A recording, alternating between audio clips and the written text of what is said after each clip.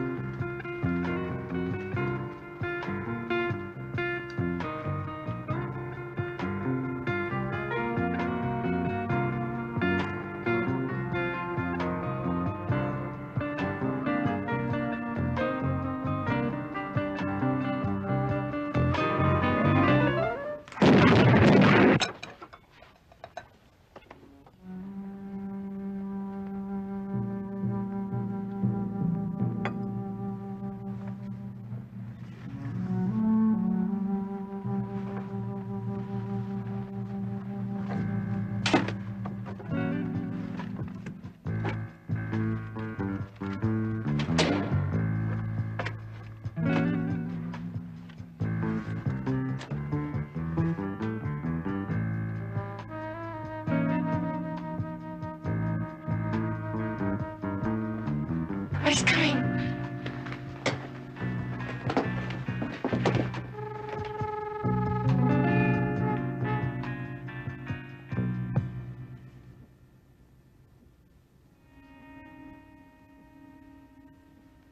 Okay.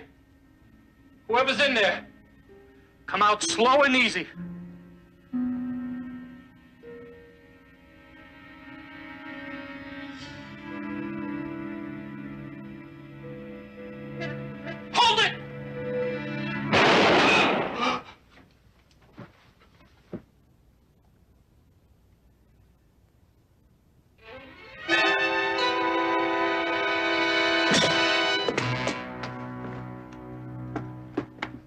No, Chris!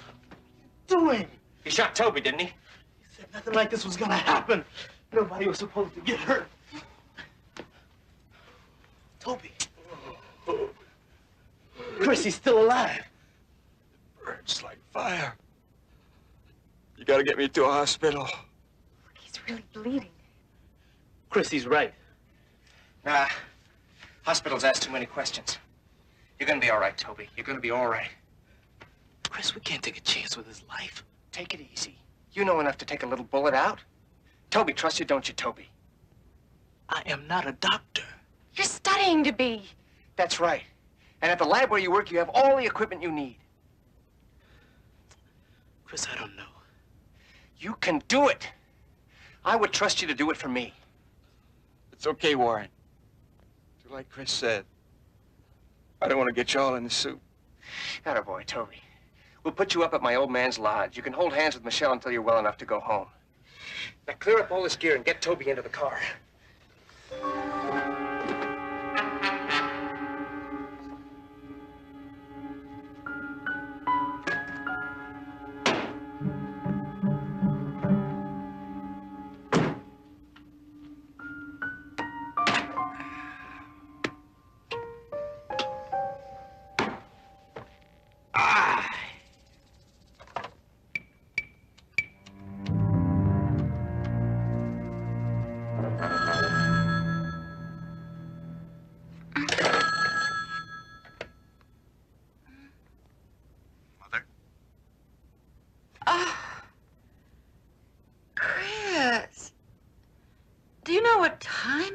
darling, I've been worried sick about you. Well, that's why I called you, sweetheart, so you wouldn't have to worry.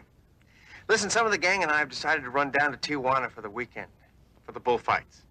I'll be back Monday at the latest, okay? All right, darling. Listen, do you have enough money? Your father told me he cut off your allowance. Yeah, I have enough. Well, you have a good time, darling. And listen, you be careful, you hear me? I will, sweetheart. I love you. Bye-bye, sweetheart.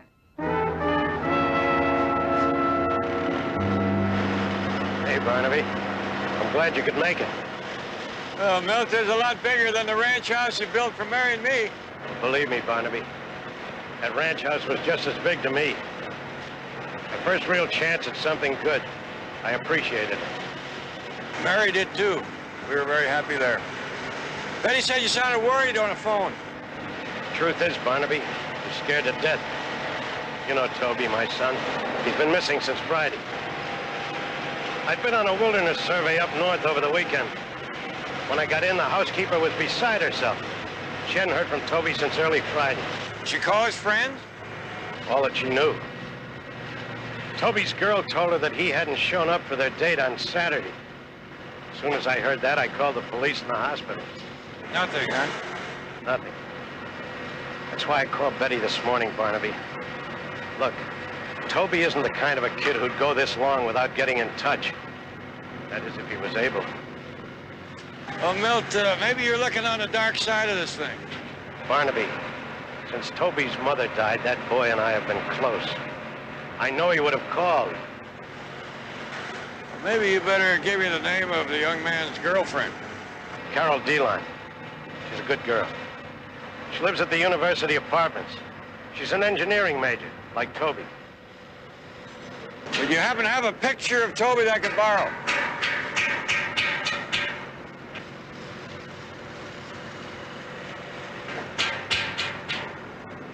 Fine-looking young man. I'll call you when I get something.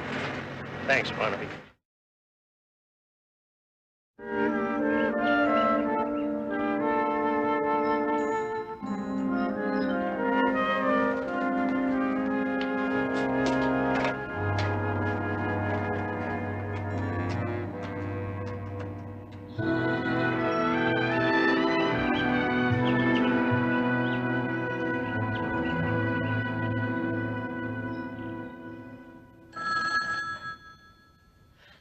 You make sure he lies still.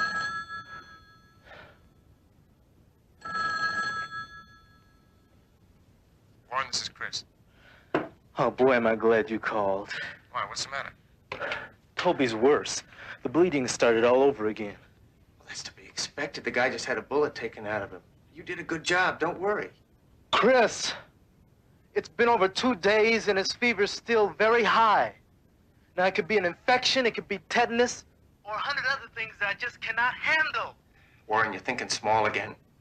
Will you listen to me? We gotta get him to a hospital. Okay. Hang tight till I get up there. If you still feel that way, I'll take Toby to the doctor myself. That way you and Michelle won't even have to be involved, all right? Chris, do not put me on. Warren, I got you into this. I'll get you out, oh, buddy. I'll see you in a little while.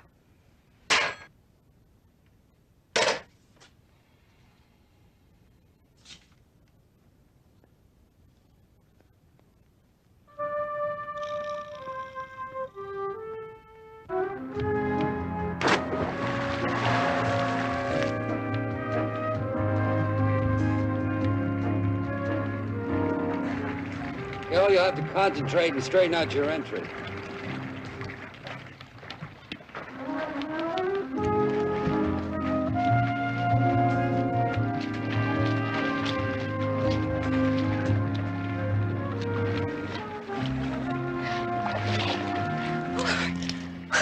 Carol. Is that Carol DeLine? Yeah. And you must be Mr. Jones. Toby's father told me you'd be coming by. That was a real nice dive.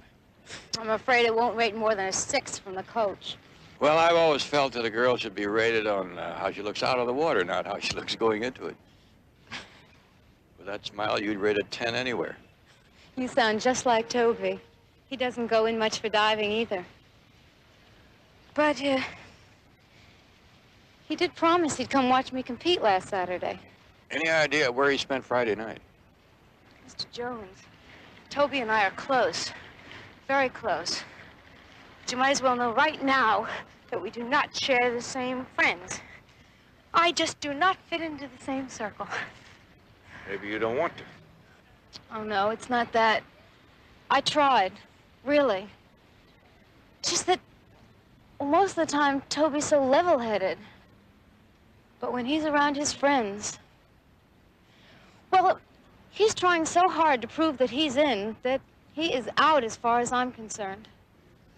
My wife always used to say that the sight of a man a woman falls in love with wouldn't be recognized in his own circle of friends. I'll try to remember that. You know, I could use a list of his friends. I'd have someplace to start. Okay. Mr. Williams told me you need some names, so I made them up.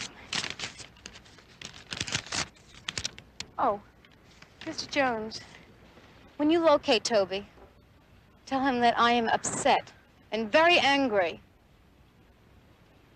But make sure he calls me right away. Huh? You bet I will.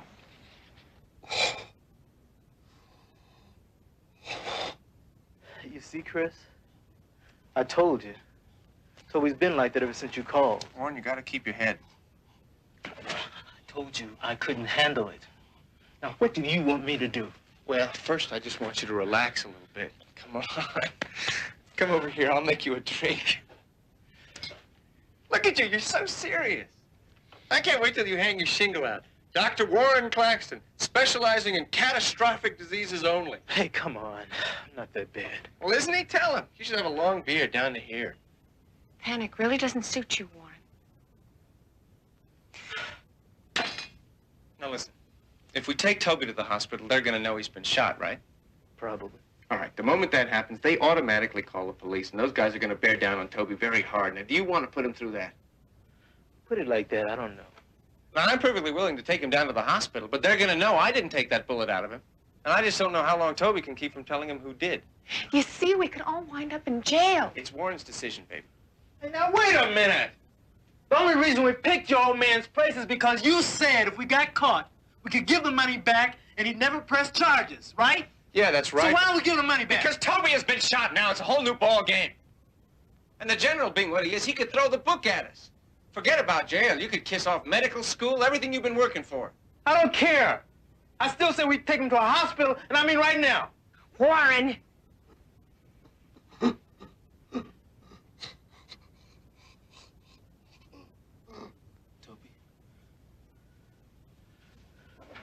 Toby.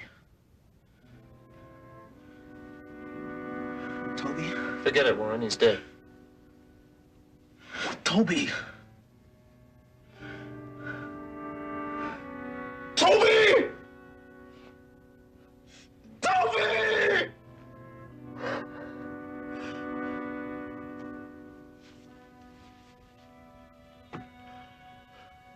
I warned you this could happen. What now, Chris? What do we do now? Looks like Toby's just left us one thing to do. We gotta bury him. You can't mean that. Oh, now, look, I don't like the idea any more than you do, but when somebody's killed during the commission of a crime, the charge is first-degree murder, even if it's one of the criminals. We could all be charged with murder. That's the way it goes down in the eyes of the law. Let's see if we can find some shovels.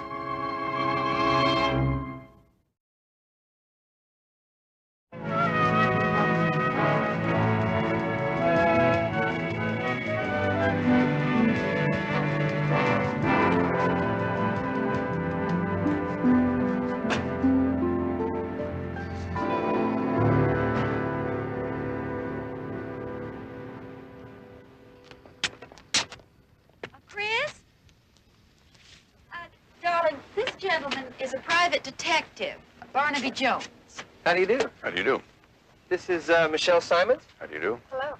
And Warren Claxton. How do you do? Well, I'm in luck. You three are on my list. On your list? I'm looking for Toby Williams on behalf of his father. His girlfriend gave me a list of his friends, and you're all three on it. Oh, that's terrific. Looks like your luck is really holding up, Mr. Jones. We just had dinner with Toby on Friday. Oh. Your mother tells me you spent the weekend in Tijuana. Was Toby down there? No, as a matter of fact, we split up right after we left Santello's. The restaurant? I don't suppose this is much of a secret, but I don't think Toby would want Carol to find out. Oh, Chris, why don't you just tell him? All right. When we came out of the restaurant, we saw these two girls in a van. Toby went over to talk to them, and before we knew it, he'd split with them. What did they look like? Nice. Very nice. I'd have gone with him myself, except I had to work. Chris, they must have said something about where they were going. Yeah, as a matter of fact, one of them mentioned Big Sir. I think we'd be pretty safe to say that he's in good hands. Can I fix you a drink, Mr. Jones? No, thank you. Oh, come on. My martinis are legend. If you have any doubts, ask the princess. Right, Mother? Chris, I don't think Mr. Jones is interested in testimonials for your martinis. Is there anyone else who might have seen her talk to these girls? No, I don't. Oh, wait a minute. Jack was there. I've never known him to pass up a pair like those two in his life. Jack who? Jack Hansbury. He's the parking lot attendant down at Santello's. He might be able to help you. Well, thank you very much. I'll check with him. If you think of anything else, your mother has my number. This way go off? Yes, I'll show you. Thank you. Bye.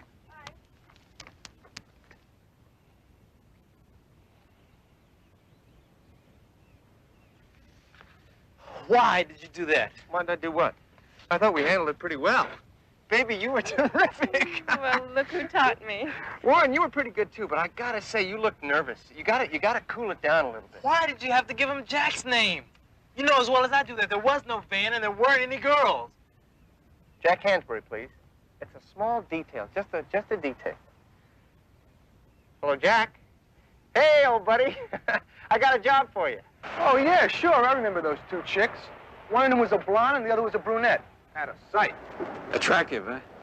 Attractive? Dad, they were prime. There was this one in a halter. The blonde absolutely took your breath away. More I hear about them, the better looking they get. Take it from me, Dad. They were choice. I can't wait till I meet them. Did you notice what kind of a van they were driving? No, sorry, I didn't get the make, but then I wasn't looking. The color? Gray, I think, but it was getting dark. Maybe you better check with Chris and the gang. Jack, when Toby left with those two girls, did you hear anyone mention where they were going? Big Sir. I'm sure of that because one of the girls asked me about the drive up the coast. Hey, Mr. Jones, I got a few things to do if you got no more questions. Sure.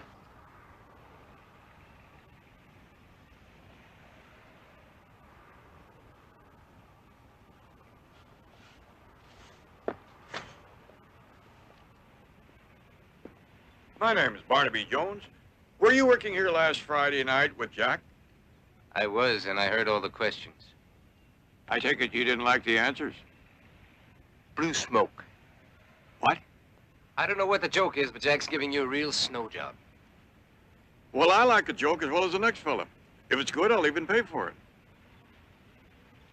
Oh, well. There was no van in here Friday night. Not with two chicks like Jack was talking about. You sure? I wouldn't have missed two numbers like that. You can bet on that. I just might. Was Toby Williams in here Friday night? Toby, sure. He came out with Chris Garrison's group. But he didn't take off in any van. Who did he leave with? Couldn't say for sure. I didn't run Chris's car. But you can take it from me, it wasn't like Jack said it was.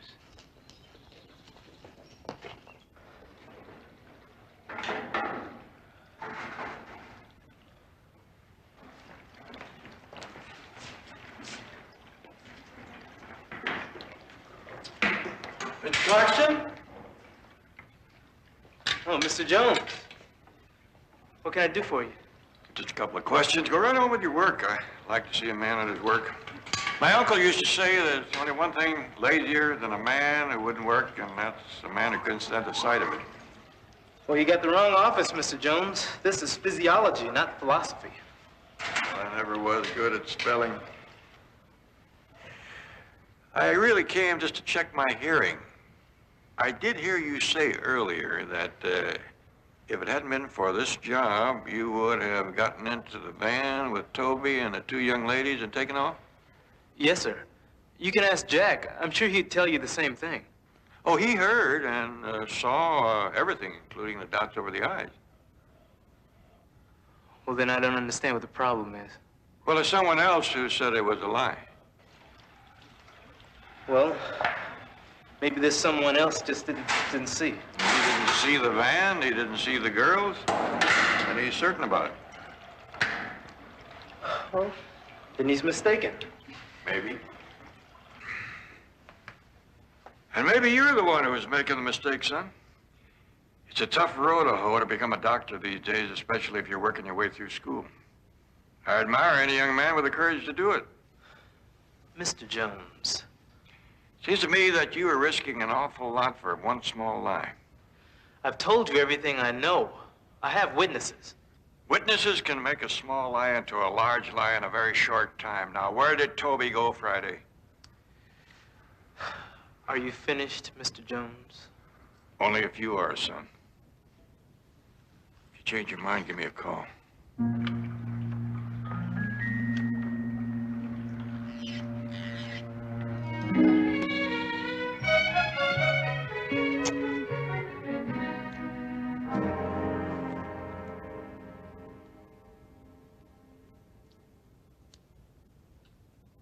Hey, Warren.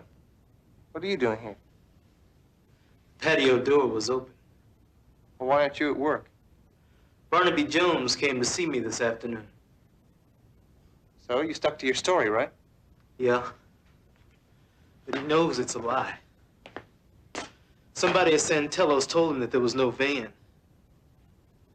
Well, that's all right. With Jack, that's still 4 against 1.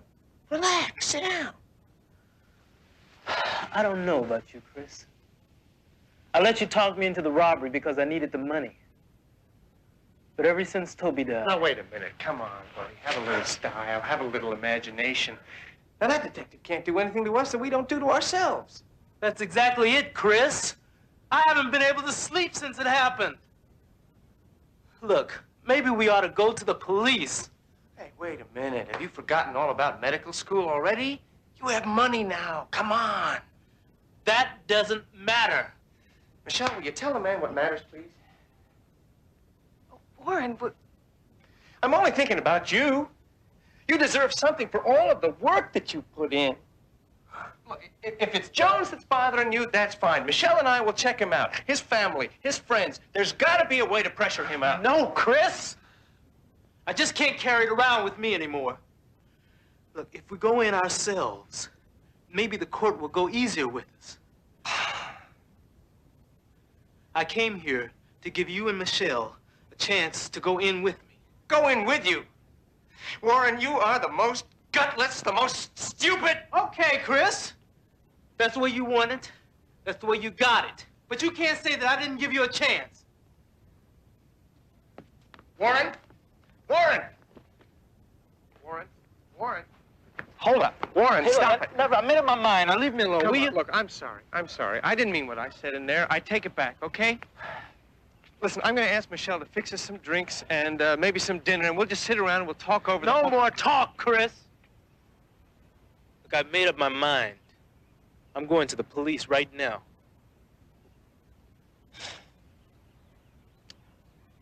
All right. Maybe that's the only way. I hope we can still be friends, though, huh?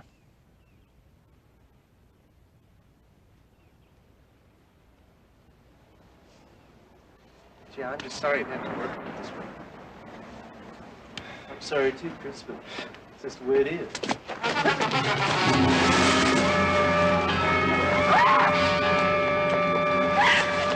Stop it!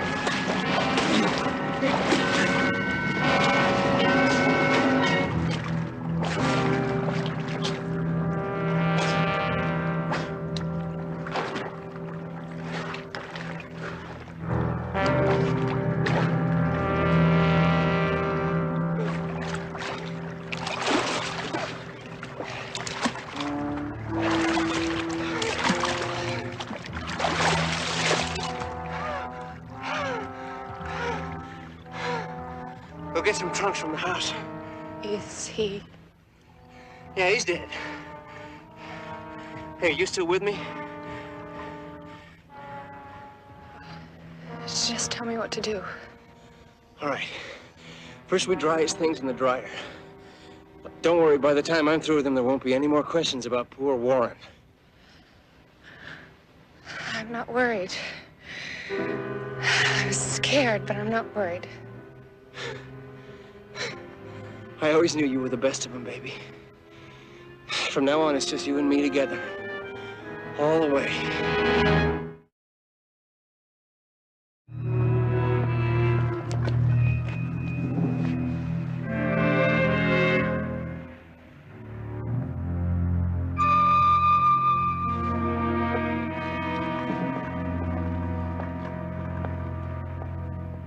I don't know what. Let's see how much further was in it. Lieutenant Taylor? Oh, finish that off for me, will you? Hello, Barnaby. What brings you down here? I was on my way down here to talk to Warren Claxton's lab supervisor. I saw the card. What happened? Pool attendant found Claxton's body this morning. Looks like he decided to go for a swim last night after getting off from work. Preliminary report makes it accidental drowning. Anybody see him? No, not till this morning. You mind if I have a look at his things? Everything is here. Billfold, change, everything. And it is Claxton's locker. You satisfied? Well, I would be if you didn't look so grim. Hey, Sam, give me one of those sacks, will you? I want to take this stuff down to the lab. That is what you wanted, isn't it? That and the answer to a couple of big questions? Well, when you find them, you'll be sure to let me in on them, won't you?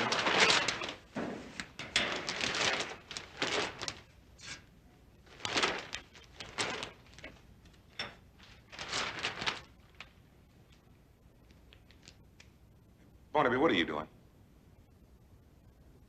I didn't think you'd mind my having this little piece. Barnaby, that's evidence. Why don't you just call it a souvenir and stop worrying? Barnaby! A real tragedy, Mr. Jones. Yes, I can understand that. Warren had a fine mind. Would have made an excellent physician.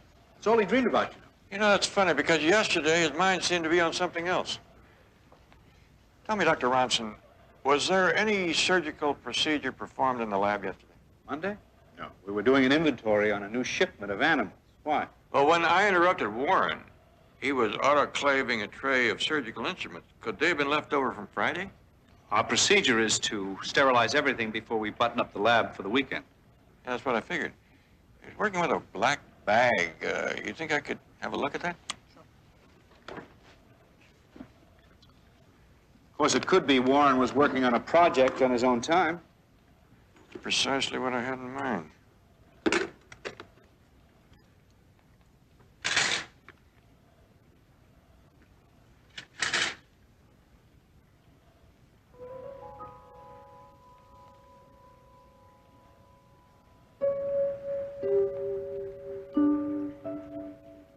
What is it? Appears to be a pine needle.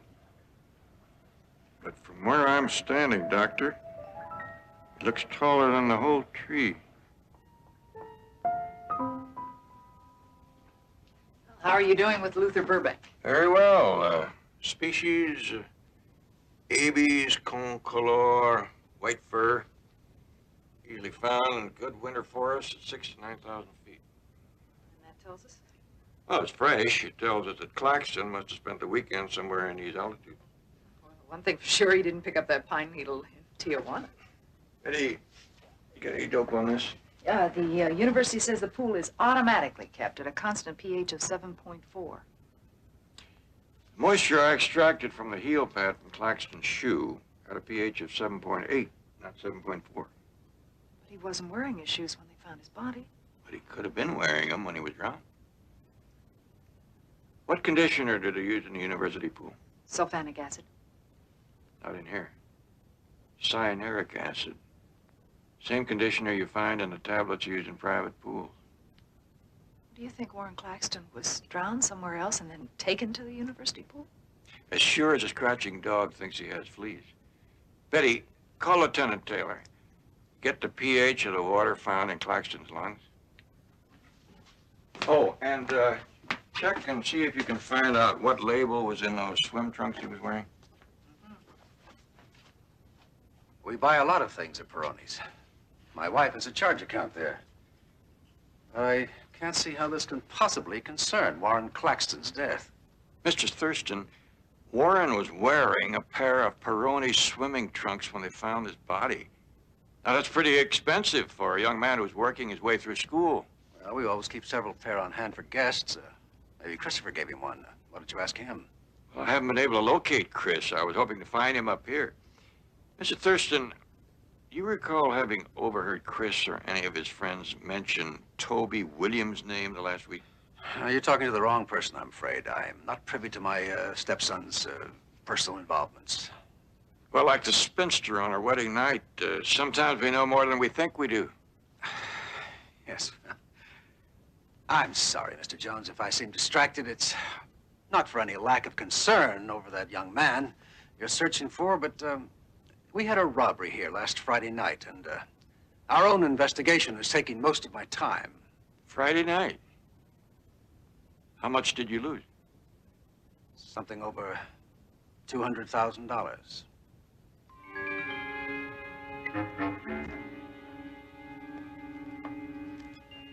The touch of an older woman drives me crazy. How about you and me for a long weekend in Palm Springs? I warn you, Chris Garrison, one of these days I'm going to take you up on it. And then what are you going to do? My plans don't go that far. Is the general tied up? Yeah. He's with a Mr. Jones. They're talking about you. Tell Mr. Thurston I'll be back in a minute.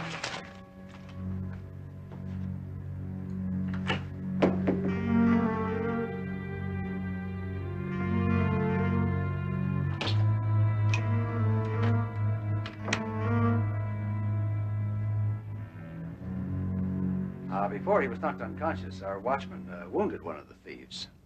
Badly? Well, he seemed to think so. There was an awful lot of blood. Does he happen to recall how many there were? No. Police seem to think there were 4. Very professional. They handled our security quite easily. It's very interesting. Oh, if you hear from Chris, would you ask him to call me, please? You can depend on it, sir. Thank you, Mr. Thurston. I appreciate your time. I'll be hearing from you then. Oh, that's very lovely. Mountain forest. You can almost hear the wind whispering through the trees. This your place? Yes. Fine mountain.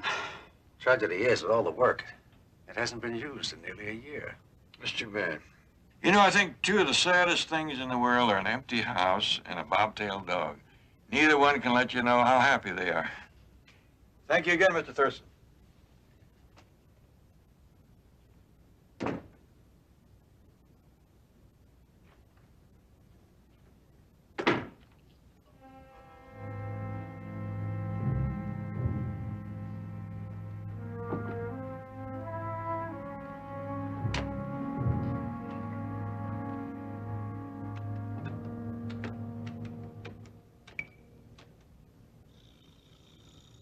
Hello? Michelle, we've got to do something about Barnaby Jones. Now.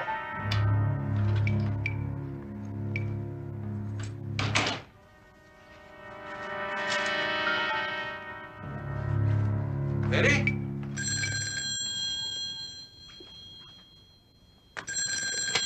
Barnaby Jones?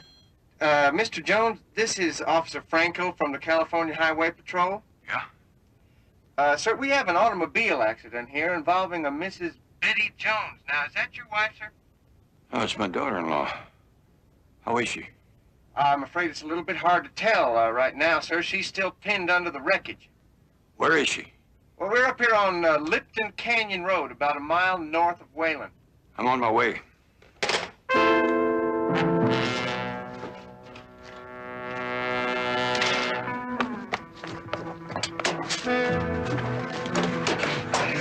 What if he doesn't come? Don't worry, he'll be here.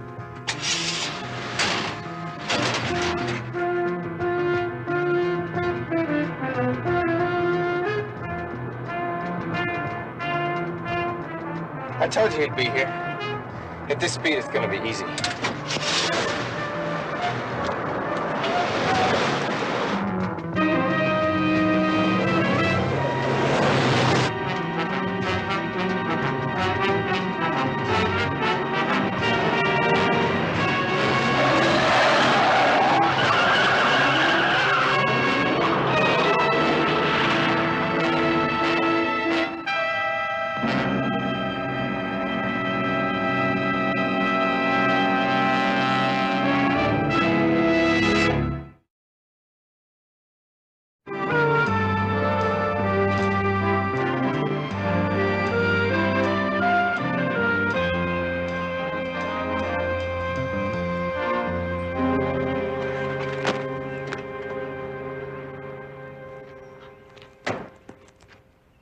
You sure you feel up to this?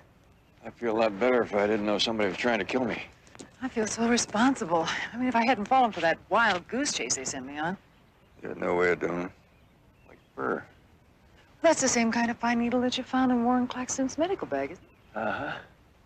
I kind of have a feeling that you knew you were going to find that kind of tree up here. Well, there were a lot of them in that picture in Thurston's office.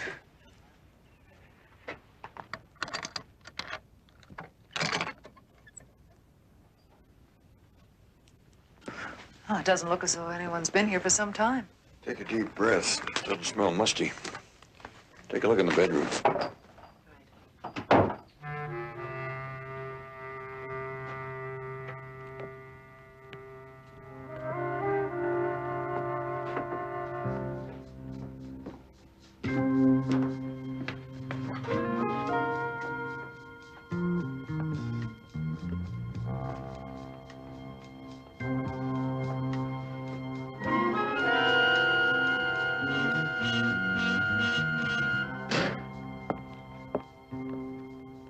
Well, I see it didn't take you too long.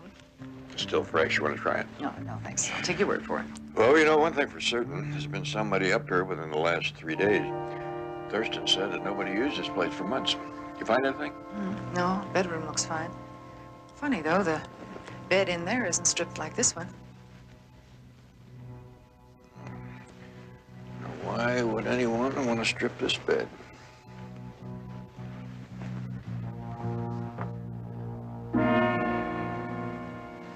What is that? Bloodstains? I will lay odds. Could explain why somebody wanted to strip this bed. Bloodstain.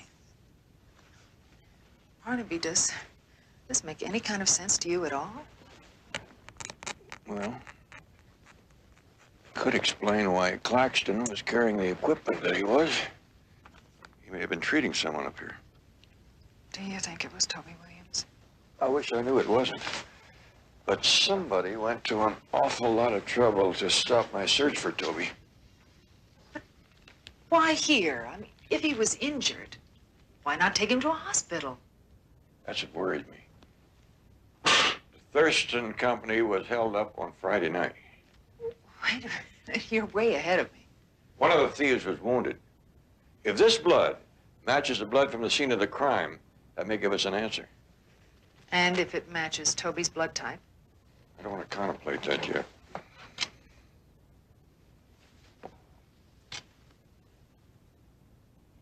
Eddie, you still have that first aid kit in your car? Yes, why? We're going to repay a favor.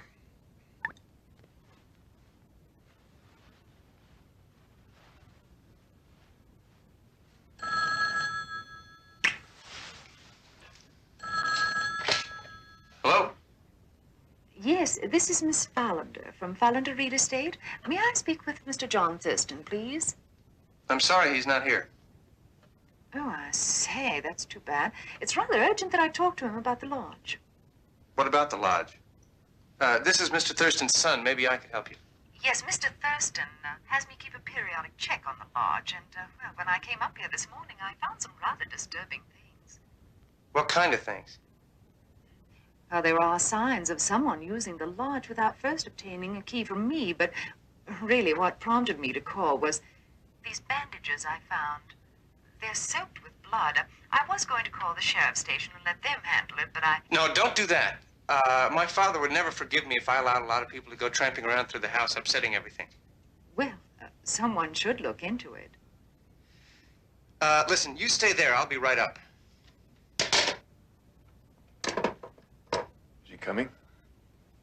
For a moment there, I was afraid he wasn't going to take the bait. Bait's easy. Problem is to get him to swallow the hook.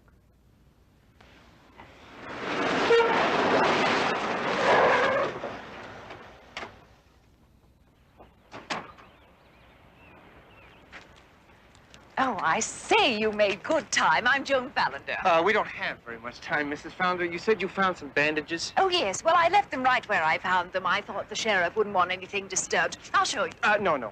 That won't be necessary. We'll check the place over ourselves.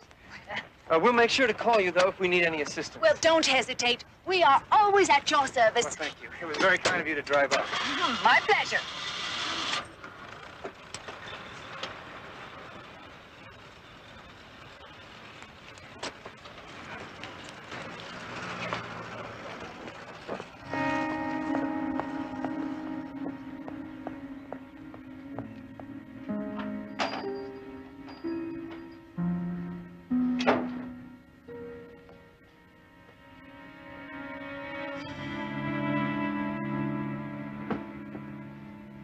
You said you cleaned everything up. I did. Oh, Chris, honey, I swear. While you and Warren were out burying Toby, I stripped that bed and I burned everything in the fireplace. Well, burn me easy. Do you realize what this could have cost us? Chris, I swear! Just do it now! I better get the money.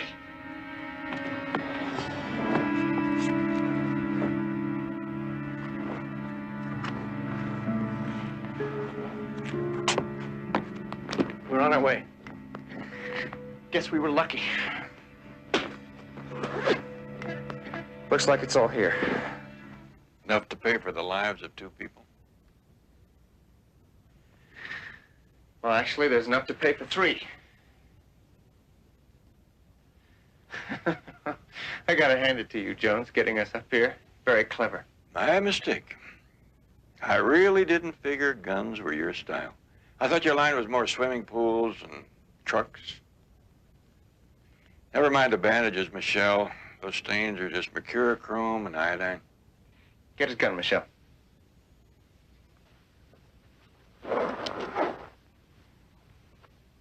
And then we're gonna help him find Toby. That is what you wanted, isn't it, Jones? I figured he was the one that caught the bullet from the watchman. What'd you do, let him die instead of taking him to a hospital? No, we did everything. Shut up! Outside, Jones. Come on.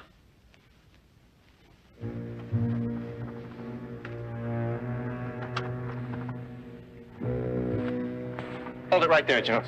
Pick up a shovel. Now, wait a minute.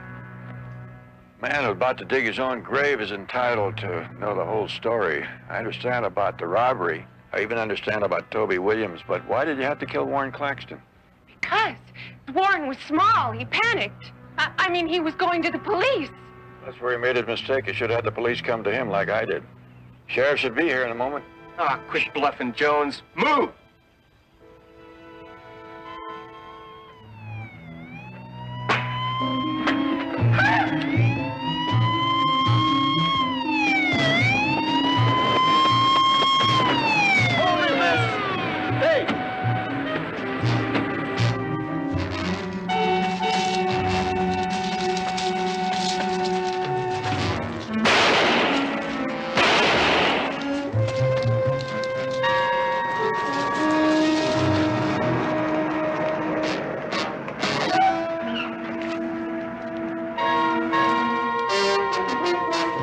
Give it up, Chris. It's over.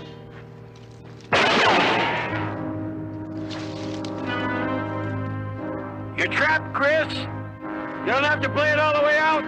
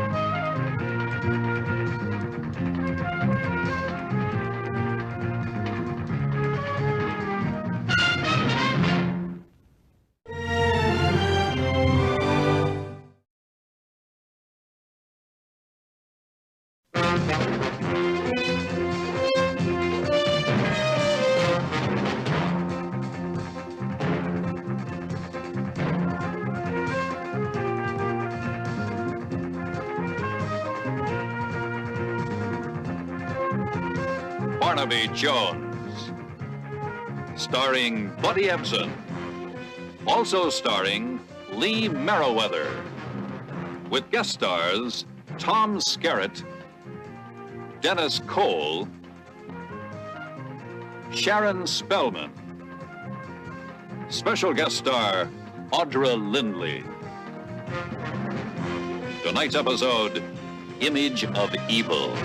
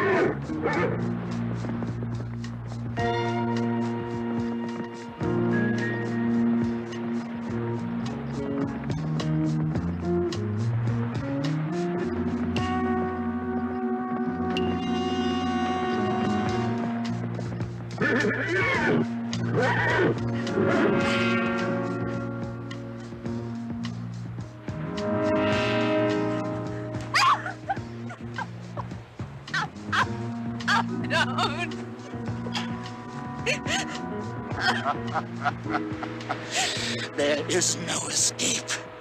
Can't you see that? Can you run away from the wind? Can you hide from the night? Please. Please don't make me go back there. This is your place for death. Going back is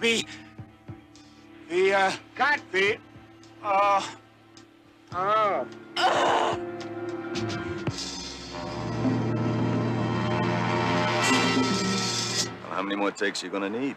Old Lush is a disaster. Cut it out. Honey, that was just what I wanted. Thanks a lot. Darren, I'm sorry I blew it again. Look, Don, don't worry about it, okay? It's gonna work out just fine. I feel so guilty. I know how you fought to use me, and Hey, look, now wait a minute. I wasn't fighting for your sake. I was fighting for my sake. Now just give it time. That quality you have in your old pictures, it's gonna come through. Remember, you're working with a better director than you've ever worked with before, okay? Hey, Darren? Yeah. If you want, I can make the ride by to the cliff for the long shot. Oh, we're beginning to lose our light, Carl. No point in shooting anymore. Bob? Yeah. Wrap it up. Okay, you heard the man. Wrap it up. All right, people. It's been a long, hard day of work. And I think what we could all use is a good dinner in town, okay? I think you're right. Got a deal, as long as the conversation on the menu is not about business. How about you, Dan? No, thanks. I think I better stay here in my trailer tonight. Study my lines. Well, I'll pick you up at the hotel at 8. You wear something nice and sexy, keep the locals thrilled. Okay. I'll see you there.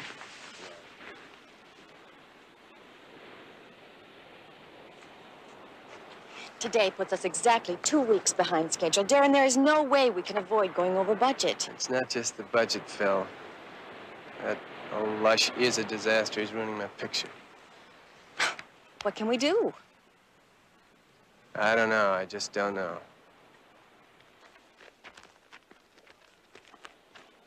Okay, guys, load it up.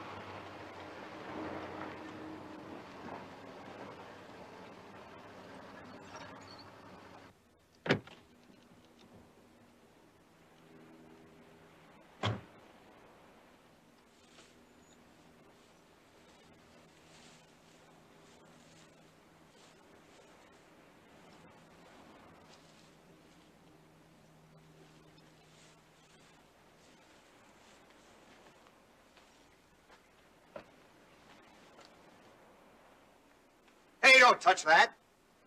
I thought the cops were supposed to keep you ghouls from the press out. I'm not a newspaper man. I'm a private investigator. Barnaby Jones, California Meridian Insurance sent me out here to take a look around. I see. I'm Bob Torcher, first assistant director. Glad to know you. I understand that the fire started in a paint shed. Explosion. Yeah, about 10 o'clock, boom. Where was Mr. Chambers when it happened? He was right here in his trailer. He must have run out to see what was going on. Never knew what hit him. Tragedy. I must have seen 50 of his pictures. Is this where he was when they found him? Yeah, the only thing that's been moved is this lift gate. See, Chambers must have bumped into the release lever here and got hit when it fell on him. Wow, Bob, it's a worse mess than last night. Yeah, Carl, it is. Barnaby Jones, Carl Mitchell. Oh. Carl was Mr. Chambers' stunt double. He also was a big help with the fire last night. I see. No hero or anything. Just that I stopped off for a few beers with some of the other stuntmen and stopped by here. Of course, I am the one that found Mr. Chambers. Well, should you be taking that down for your newspaper, Mr. Jones? Carl, Mr. Jones isn't a reporter. He's a private eye. Oh.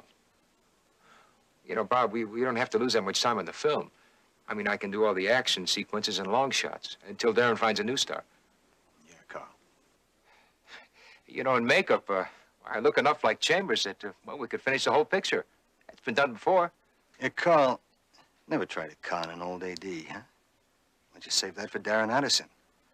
He's the producer, the director. He'll pick the new lead. Sounds like a man I should talk to.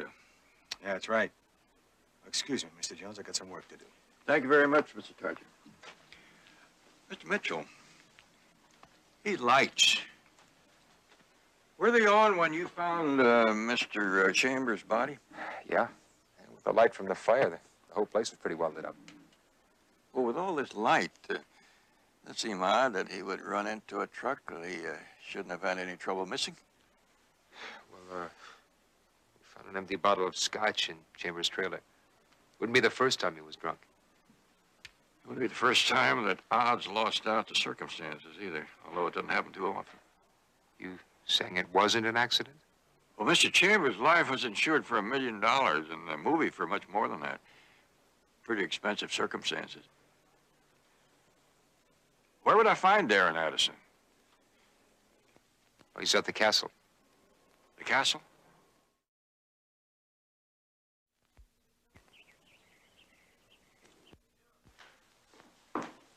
Mr. Jones, I'm Darren Addison. Hi. You met my assistant, Miss Schaefer. Yes, she did her best to make me feel at home, as much as you can feel at home in a place like this. Yeah. Well, I thought the gothic atmosphere would go with the film, so I rented it. A few years ago when you made that Western, did you live on a ranch? Well, that was my first job as a director. You saw that? Yeah, it's a good picture. Nice uplifting story, you know. I understand you've gone a little way out since then. One of the fellows that does everything, what do they call him? Auteur. I think that's the word. I never could understand a man who could write, direct, produce. Mr. Jones, the sooner we settle this claim, the sooner I can get back to my thing. Yeah, well, I'm not an insurance adjuster. I'm an investigator. Now, that's funny. I never would have cast you in that role. But then I never would have had an investigator in the scene. There's no mystery here, is there? No, just a few little questions to clear up. Been some rumors back in L.A. Rumors? And my daughter-in-law, Betty, reads the gossip columns, and a couple of weeks ago, she read some rumor about there being trouble on the picture. Oh, Mr. Jones. Rumors are what Hollywood's all about. Some good, some bad. Who's in, who isn't. In the long run, it's performance that counts. Yes, well, the insurance people are paying me for a little performance, so, could I ask you where you were last night? Oh, we all went to dinner at the Regency Inn. That's Darren and Bob Tarcher, Fay Winston, and I. Thank you. Mind if I kind of poke around the location? No, go right ahead. Phil, clear it with Bob, will you? Oh, sure. Mr. Jones, you know you'd be right for another role. Country editor. You ever think of that? You know, some of the others thought I was a newspaper man, too. In my line of business, it's the other people that make the headlines.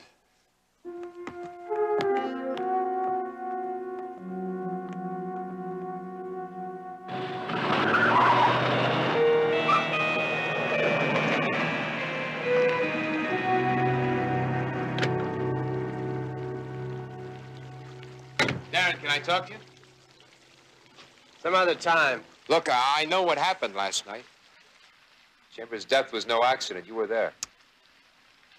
I was at dinner. Everyone saw me.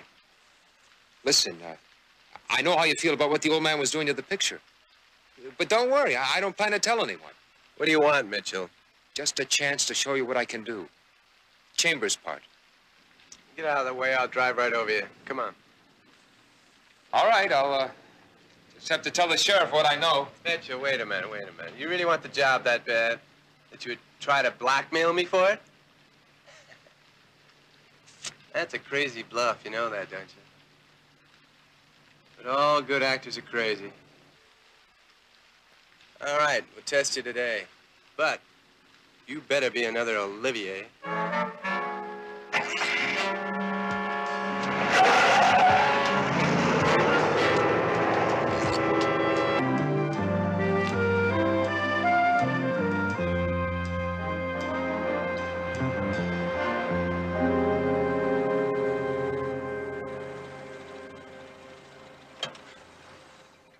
What are you doing out here with all that work back at the office? Well, I thought you might need a little help, so I whizzed through the bills this morning, and I brought your stuff. It's back of the car. Came out to see the stars. Did not. Are there any around? Have you found anything? Just this. What used to be a cigarette lighter. Couldn't anyone have dropped this? I wouldn't have thought too much about it except for this. I'm sorry, Barnaby. With all this heady atmosphere, it's keeping me from thinking. But what does a charred padlock mean? Not only charred, it's unlocked. I found it over there by what used to be the paint shed. Gentleman over there, one of the painters, said that he locked up the shed before he left here. Well, has the local fire department started an arson investigation? Up to now, there's been no need for it. Come on, I'll introduce you to the first AD, assistant director.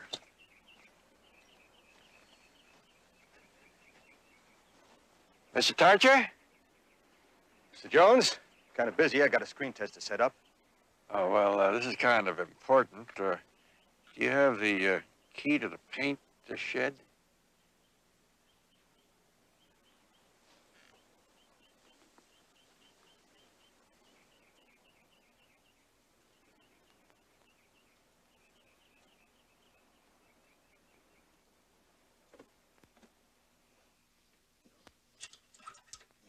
Here we go.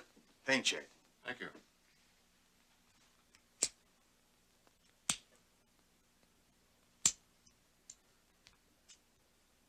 Is there another key for this lock? I think so. Unit manager's got a duplicate in here.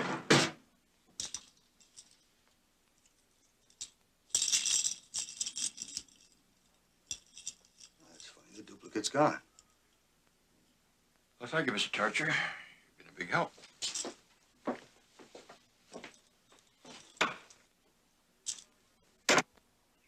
You know, these Hollywood people know all the camera angles, but there's one angle here I think they overlooked. Barnaby, I'm sorry. I still don't understand. Here's Chambers' trailer. Over there's where they had the fire. Now, let's say that I am inside, and I want to come out and see what all the commotion's about. And I've had a few drinks. You stand clear.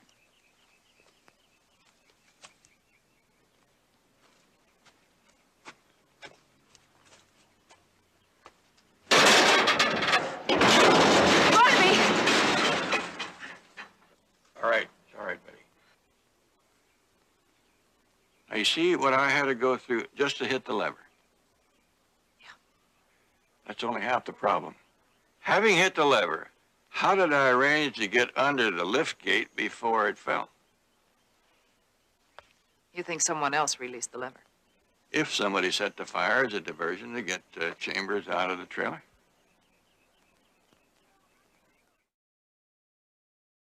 No, I can't go with you! Come, my darling, to sleep. To sleep your last peaceful sleep. But why does it have to be like this? Because I'm a dream. Your dream. And dreams inevitably kill.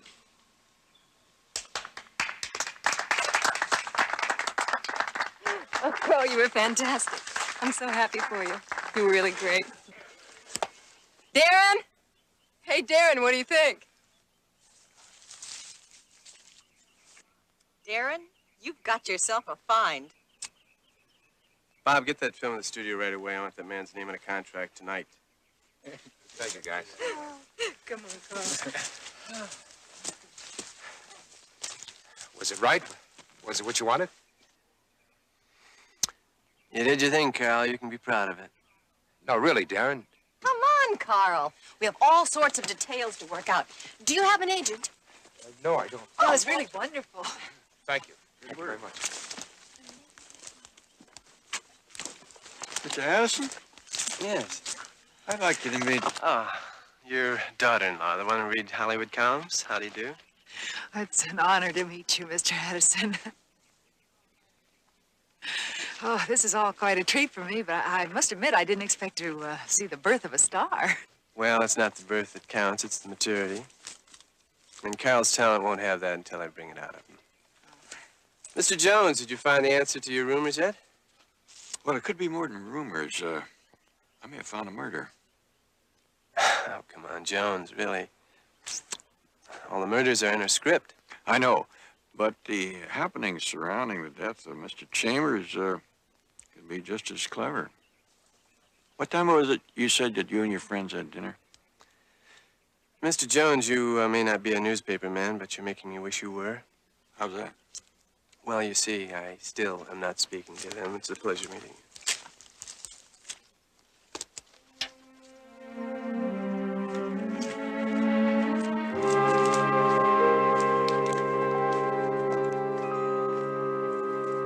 How did you like it? How'd you do it? How'd you get the test? The old success story. Right place at the right time. Oh, come on, Carl. When we first got down here, you tried working on me and struck out. How'd you reach Darren? I told Darren I saw him kill Chambers. What? It's a plain old-fashioned bluff. Saw a little, said a lot. Carl, you're sick. Am I? Then why'd he test me? Because he's scared. I'm a good poker player, Phil. Ask your brilliant boss what he was doing out here last night. Go ahead. He did it, Phil.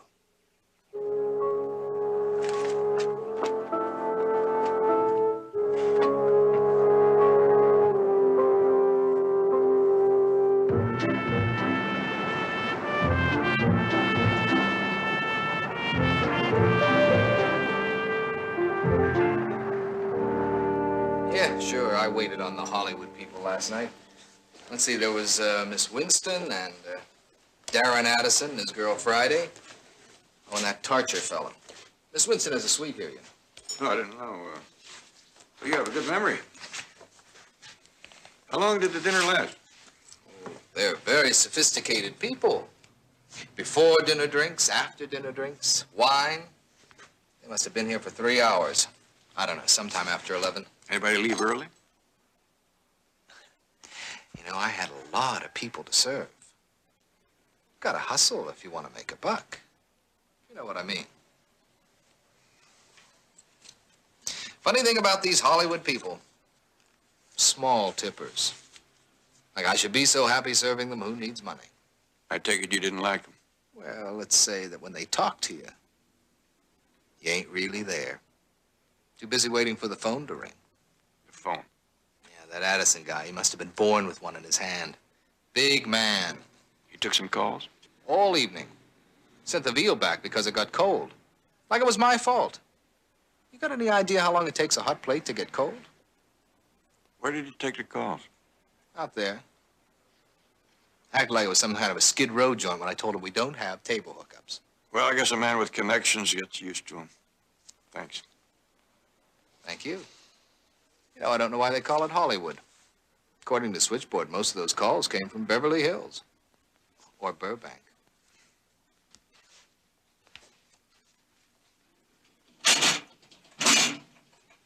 Oh, yes, Miss Harmon, as Mr. Jones is doing an investigation on the cause of death, he thought that if it was possible to pin down the rumors about the picture, it might help.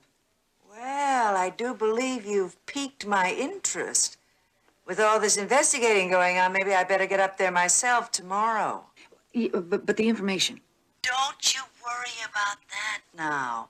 I promise you, when we all get together, we'll have a very interesting chat. I look forward to it.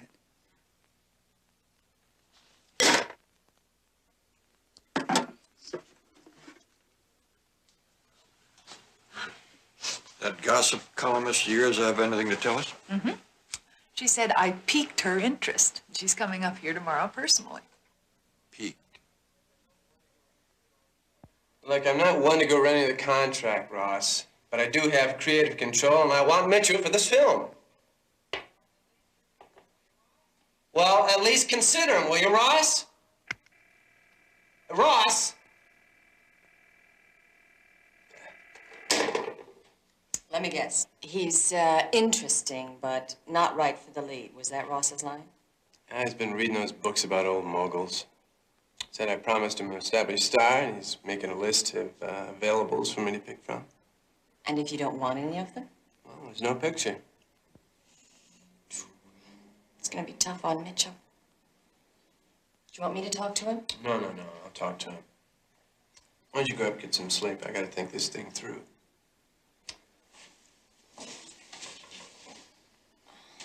Darren, about Mitchell. No, don't worry about him. I'll talk to him.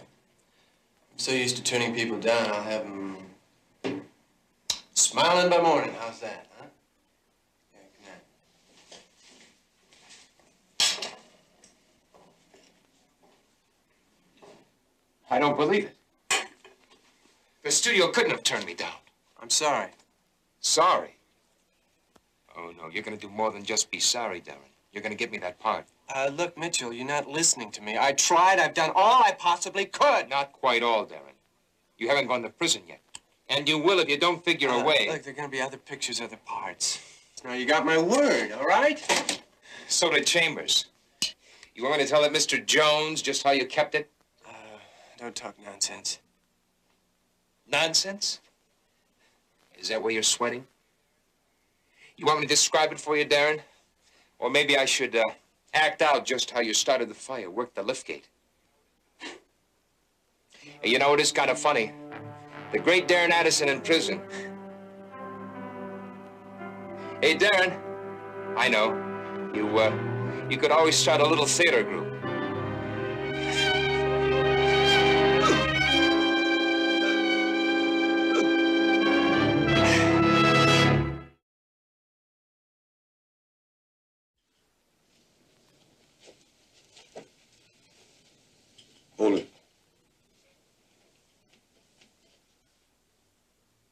Something on your mind, Mr. Jones?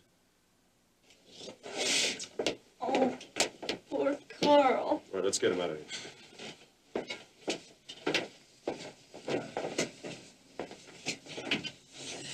How stupid. How really very stupid. Should have known better. Known better about what, Mr. Addison? Oh, actors, they're over-emotional, like children. I should have made sure someone stayed with him last night. Did you see Mr. Mitchell last night? Well, no, I talked to him on the telephone. I told him the studio refused him for the lead. You called him? What time? 11, but he called me. Good.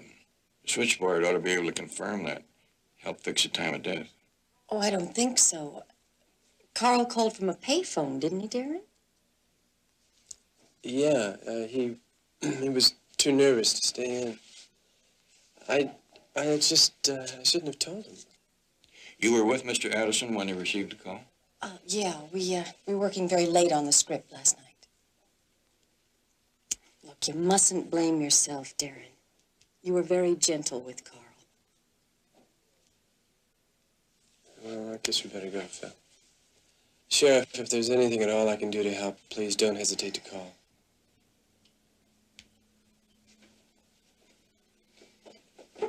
I have to go, too. I'm expecting a very important guest. Oh, well, have a nice day, Mr. Jones. Thank you, Sheriff. If I do, you'll be the first to know.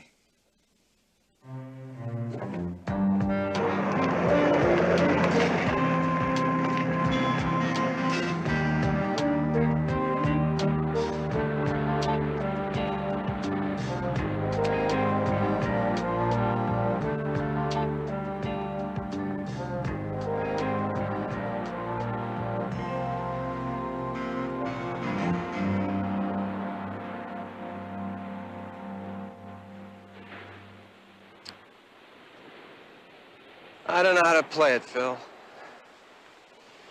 In that case, just say thanks.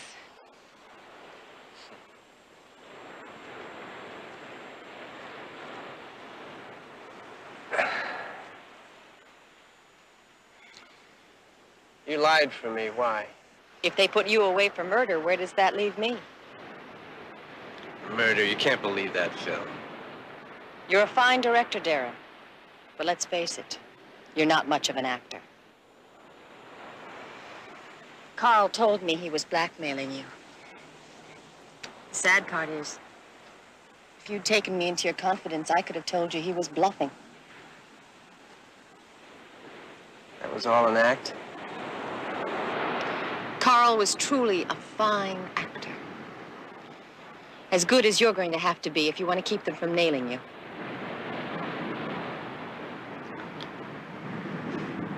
Will you help me? Yeah. But you'll have to cooperate and let me work everything out. Okay, it's all yours. Now, how did you get into that paint shed? With a key from the production trailer. You still have it? Yeah. Good. That's all we need. You've always been here taking care of me, haven't you? And I didn't even know. You've always loved me, haven't you? And you've always known it.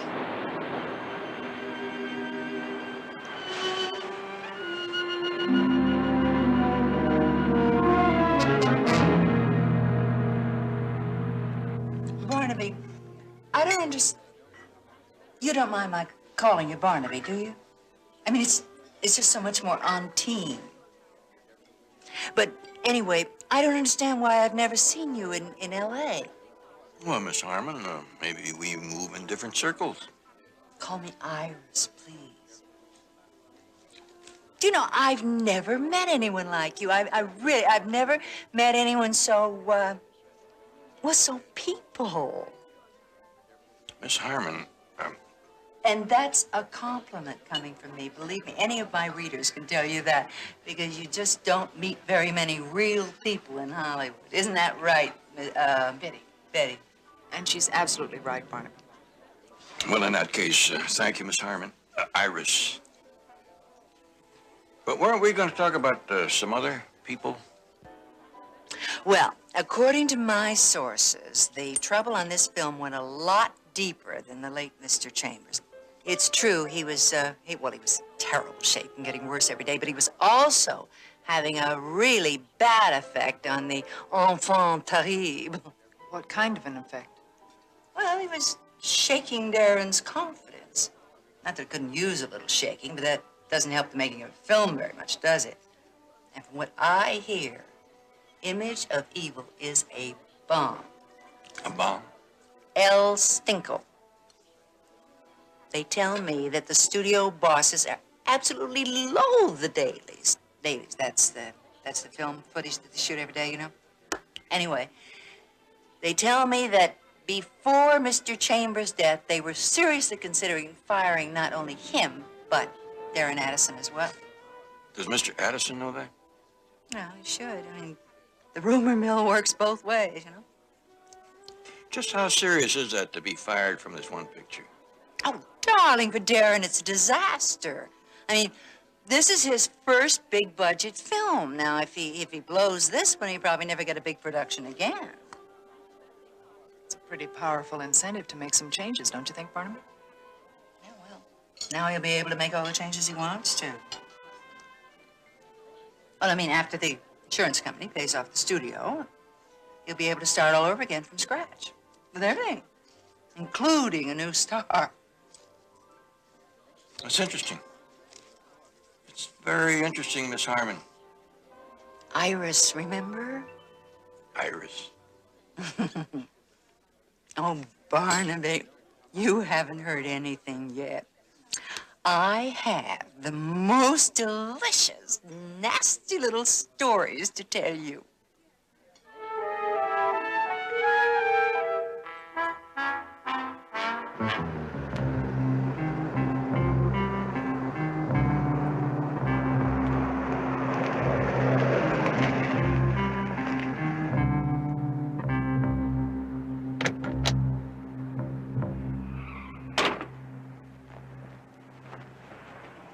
Sorry, ma'am, but you can't go in there. Oh, well, I just wanted to pick up Carl's copy of the script. It's studio property. Sorry, ma'am, but the room's sealed till after the investigation's over. You've got to keep it locked. Oh. Well, I guess you have your job to do, same as I do.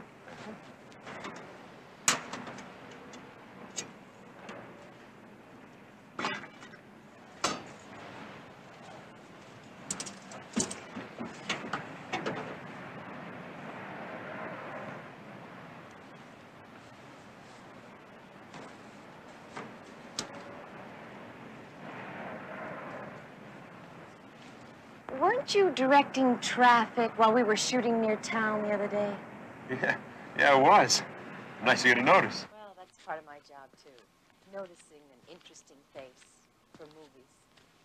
Deputy, what did you say your name was? Price, Deputy Jack Price. Well, now, Jack, tell me the truth now. Can you ride a horse? Sure. Well, because you know we're going to need a new stuntman now. Well, I do say you can make good money at that.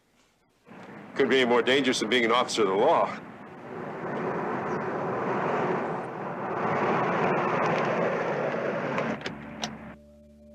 Come on, Jack, let's get the stuff out of here. Well, Sheriff, I don't understand. We'll be going through Mr. Mitchell's belongings. The best place to do that is back at headquarters. Come on, let's get him.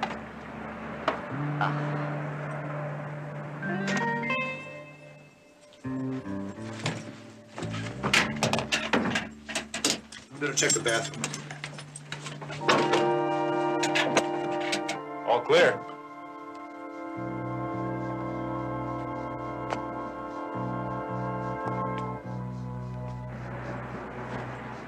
But can't I at least have the script? Sorry, ma'am.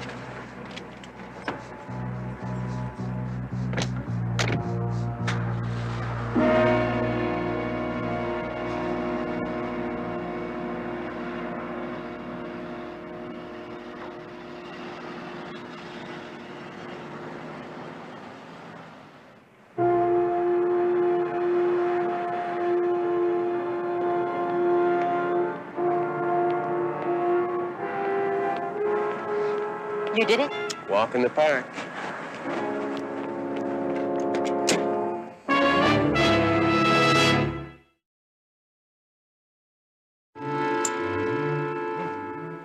clinches it all right, Mr. Jones. Mitchell had the key to the paint shack all right. Does this mean you've come around to my way of thinking? Well, I'm willing to accept the fact that the paint shack was broken into and maybe even that Chambers was murdered. But the way I see it, Mitchell killed Chambers because he wanted the part. That's what they call showbiz, isn't it? It doesn't seem logical that he'd work so hard to get ahead and then kill himself so soon. Yeah, but he didn't get the part. Found out it was all for nothing. Here it is, Barnaby.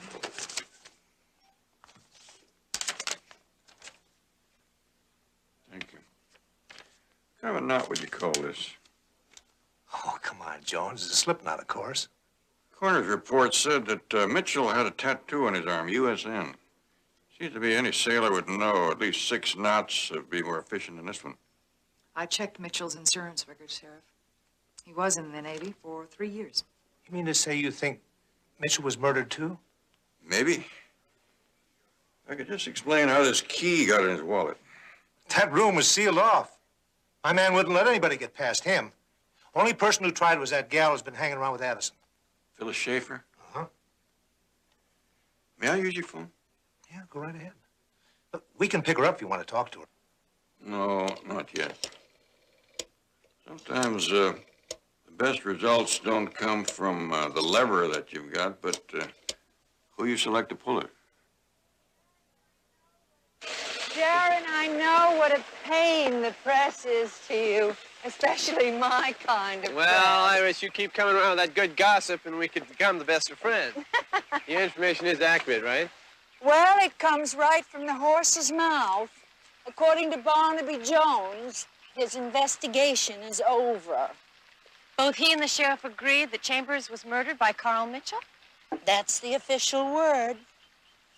Well, good luck, Darren. And don't forget, an exclusive interview the minute you get back to L.A. Phyllis, dear, would you show me the way to my car? Oh, of course, Miss Harmon. This way.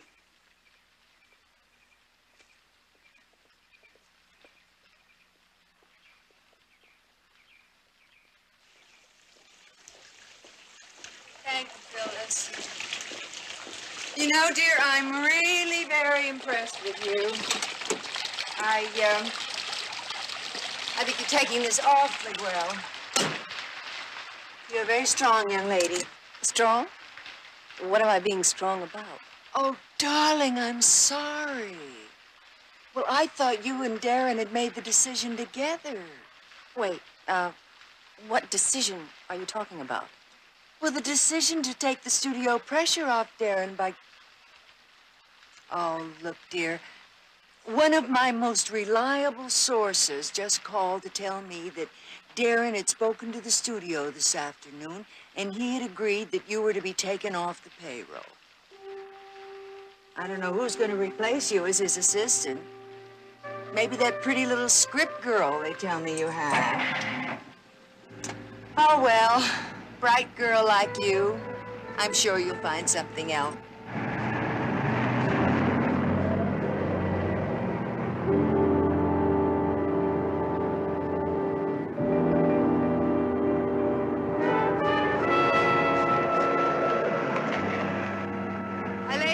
Pretty thick, Barnaby. You better be right.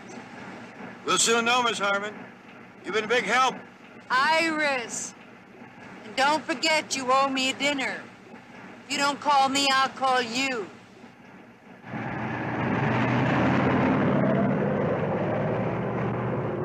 That's nonsense, Phil. Why would I fire you? Because you're the great Darren Addison. Because you're still so full of yourself you don't understand that you still need me. Look, I know a good thing when I have it, and you're the best thing that ever happened to me, Phil. No, Darren, babe. Don't pull that phony candor with me. I've seen what a good liar you are. I'm not a liar, not with you. You can't help it, but you are. Darren, what did you think? That because I love you, I'd go along with whatever you want? Of course. I'm warning you, Darren. I'll blow this sky high if you force me. Darren! Darren! Darren! Darren! Look at me! If I were a man, I'd be directing. But I'm not a man. So instead, I have to ride your precious coattails and I wait. For what? For you to love me? For a job? Darren, we both know about rumors. Why would anybody start this one? Unless it's true. I don't know, Phyllis. I don't know, believe me.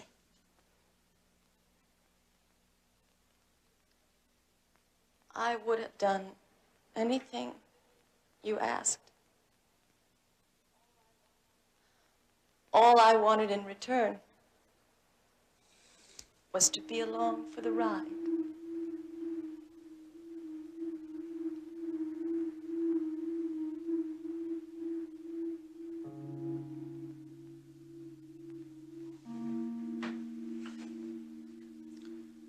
What are you thinking, about killing me? No. I'm just going to turn you into the police. No, not if I take that gun from you. You're not a killer, remember? I am. You couldn't have killed Chambers or Mitchell. And you can't kill me. He's right, Miss Schaefer. I've heard enough. It's all over. I lied for Darren, Mr. Jones. I figured you did. Give me the gun. All right, hold it! All right, I'm gonna have to improvise, Phil. But I'm good at that. Come on, move, both of you. All right, come on, up those steps now. Come on, move it! All right. I want to feel sorry about your fall from the balcony, but I'll choreograph it nicely. You disappoint me, Mr. Addison. I expected a much more dramatic staging of a moment like this from you. It'll be dramatic. You'll try to prevent Phyllis from taking your own life after the bad news. It'll look like you two are struggling over the gun. Speaking of guns, Mr. Jones, where's yours? Darren, no!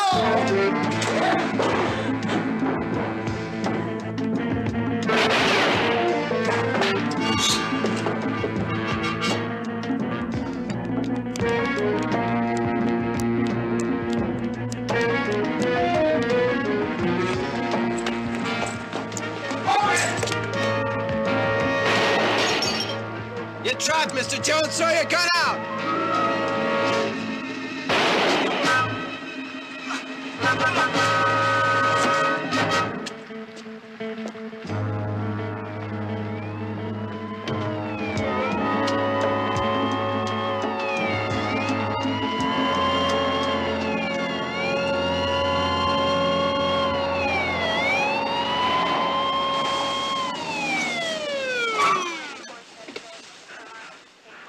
Get an ambulance.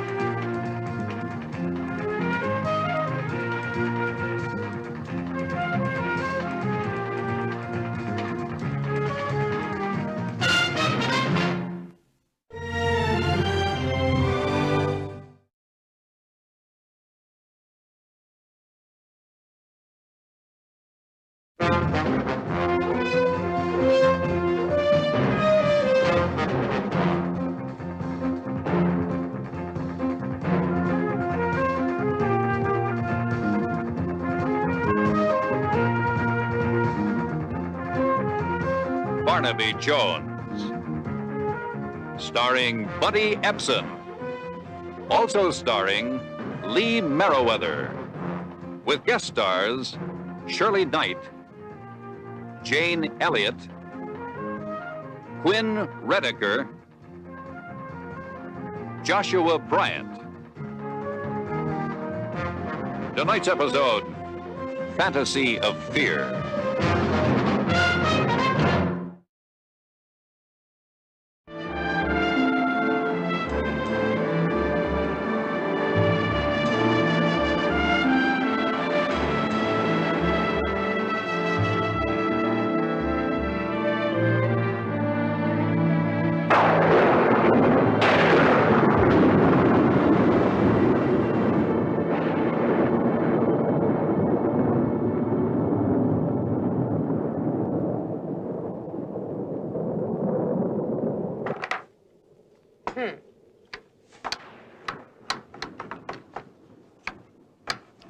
thunderstorms when I'm alone. Well, thanks a lot. You know what I mean. I wish Vincent were home. Oh, look, why don't we call it a game? Your heart's not in it. It's like taking candy from a baby. Oh, I'm sorry. You know me. I only open my mouth to change feet. It's all right. I'm going to have to learn to live with thunderstorms, words that hurt. Don't start to brood, Kay. Won't bring Sandy back, and we don't want you sent away again. It'll take some time. Time's up. We all gave you a year with those high-priced shrinks. Now it's time you rejoined the human race, my friend. I'm trying, Anne. Kay, you've got everything. You have enough money to carpet the ocean from here to Hawaii. You have a beautiful man who loves you. All right, you're a rotten backgammon player, but you're a wonderful neighbor, and those are very hard to come by. So shape up and stick around. I'm still here. Look, you want to spend the night at my house? I'm dying to know if I snore. No, I'm going to call Vincent, say goodnight, and then I'm going to bed. Okay. And I would offer to help you clean up, but you're the only person I know who can afford disposable Dresden. Do you want a flashlight? It's so dark. My dear, when you have walked home from as many blind dates as I have, night and dark are the safest places there are. Good night.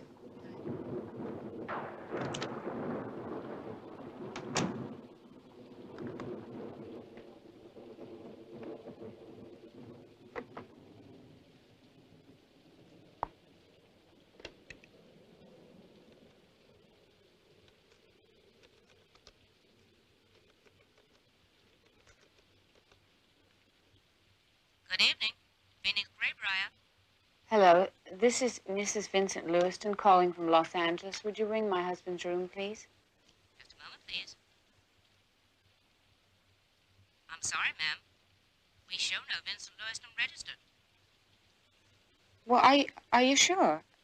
It's Lewiston, Lewiston. I'm sorry. I have no Lewiston shown. Would you like to speak to the desk clerk? No, that's all right. Thank you.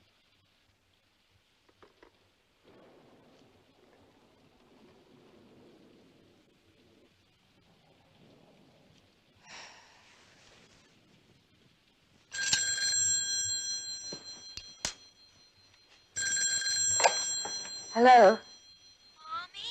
Who's this? Mommy, is that you, Mommy? I'm afraid you have the wrong number. I only had one dime left. Mommy said to call when I get out of the show. I don't have any more money. Don't cry. Please, don't cry. Where are you? The Colony Theater.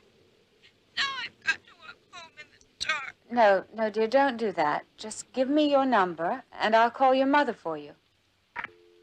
Hello? Did you hear... Hello?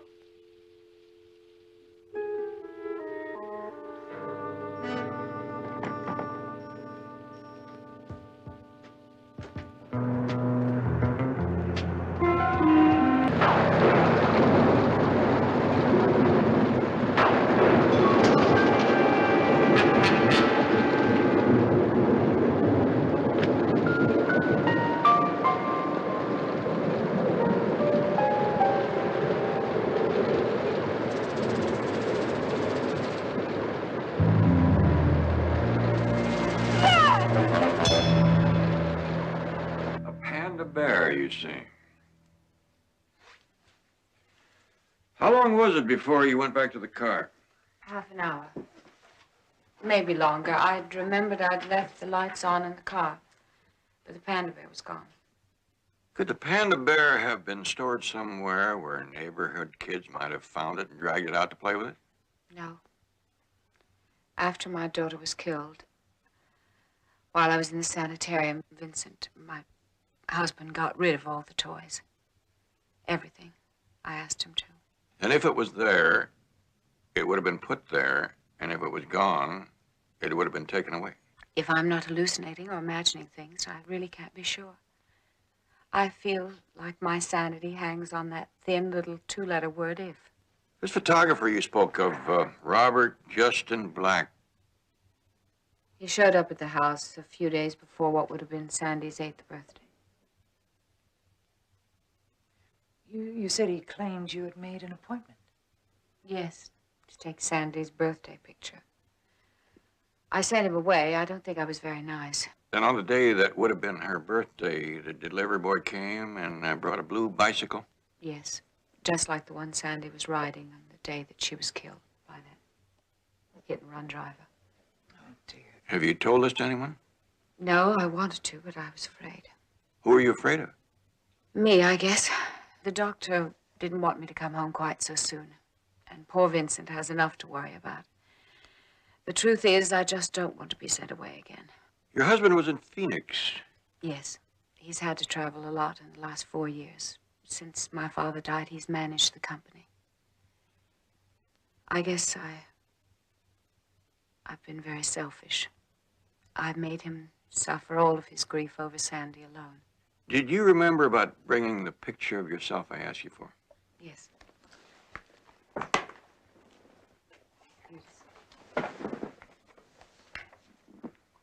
My husband will be home. I should be there.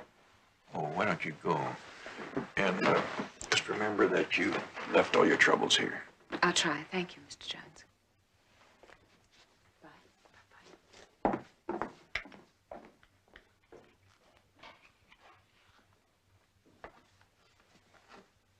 Betty, why don't you start checking into the appointment record of that photographer? I'll see what I can do about clearing up this bicycle business. Do you think it really happened? I mean, the way she told it. Well, I'm certain of one thing. She believes it did.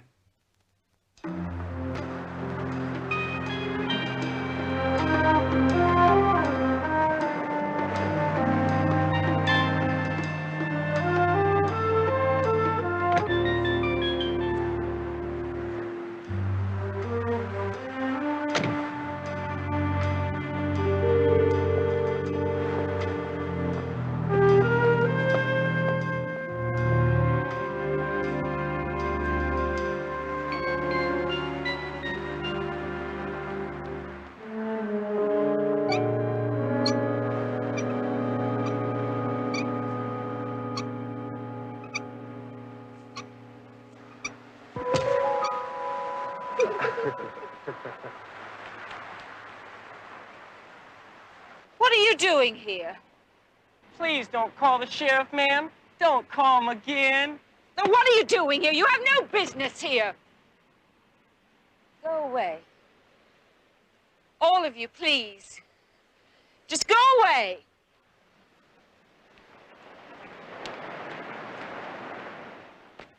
Hey! Vincent.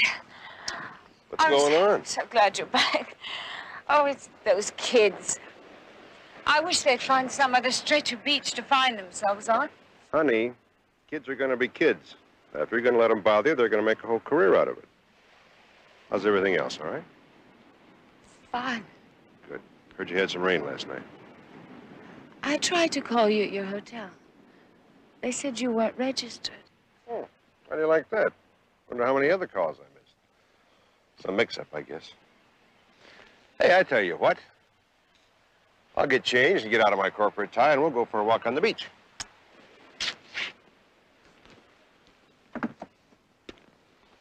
Where did this come from? I don't know. Those kids, I guess. Catch.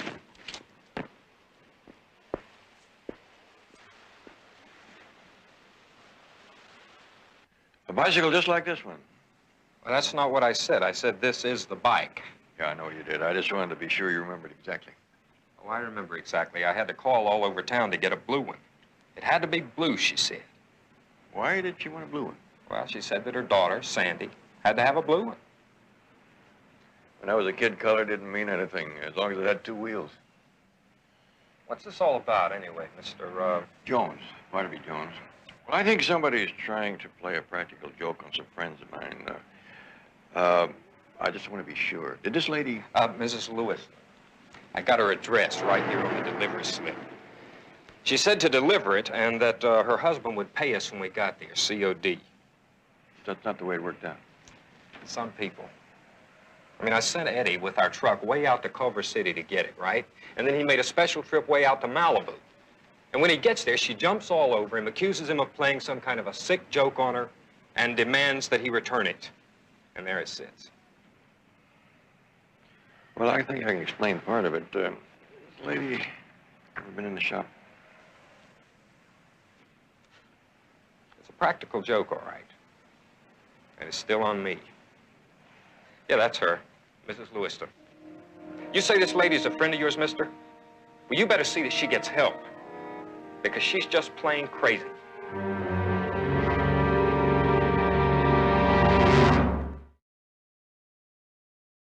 Honey, listen. On those kids, if they keep bugging you, just wave at them. Drives them crazy to think you're friendly. Bye, baby.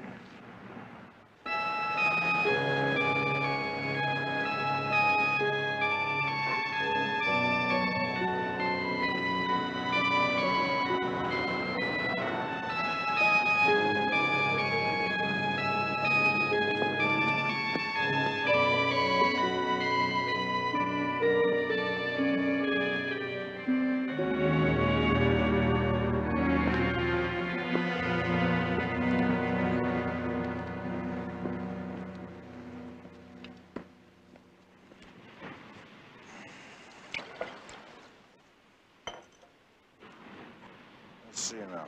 Did I or didn't I? Can't be too safe.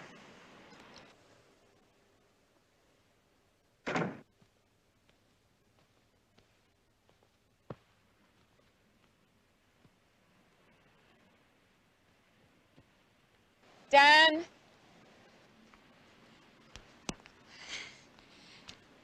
Dan, what are you doing here? Morning.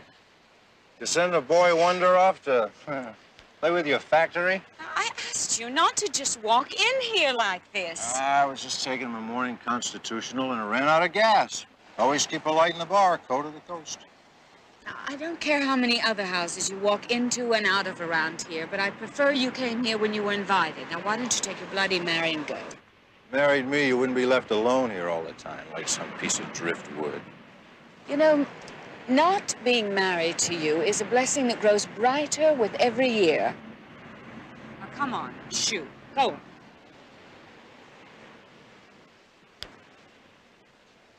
You didn't used to talk like that. Not back in school. Summers out on Bar Harbor, necking on Scudic Point. Oh, come on now, grow up. Stop reliving your childhood. Our families expected us to get married. You let them down. Young Horatio Alger came in there and kidnapped you right out from under my nose. Dan, if our friendship over the years means anything to you... Friendship? I never found one other girl to take your place. Now look at me. Look what you did to me, Kay. I'm sorry, Dan, but I'm not going to take the blame. I'll settle for just a little warm understanding. For old time's sake. Now, stop. Now, stop it. I said stop. Oh, I'm sorry. I knocked, but the front door is a little far from the ringside. Mr. Parker was just leaving. Yes, yes, he was. Yes, indeed. You win round one. I want to thank you for your hostility. Have a good day, sir.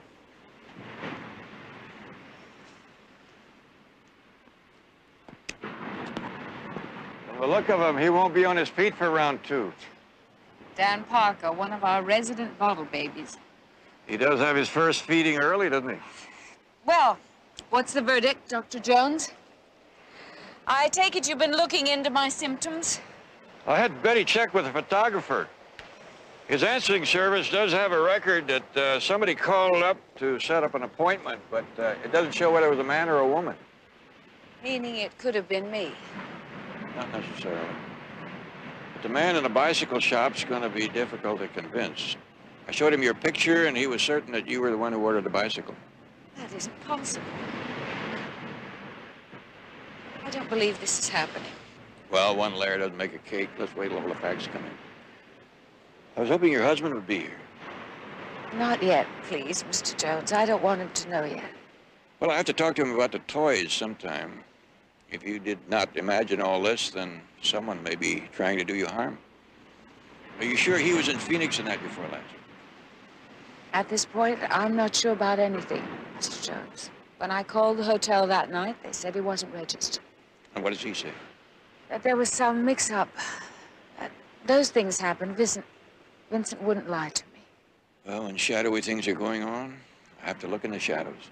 Vincent is my whole life, Mr. Jones. I trust him.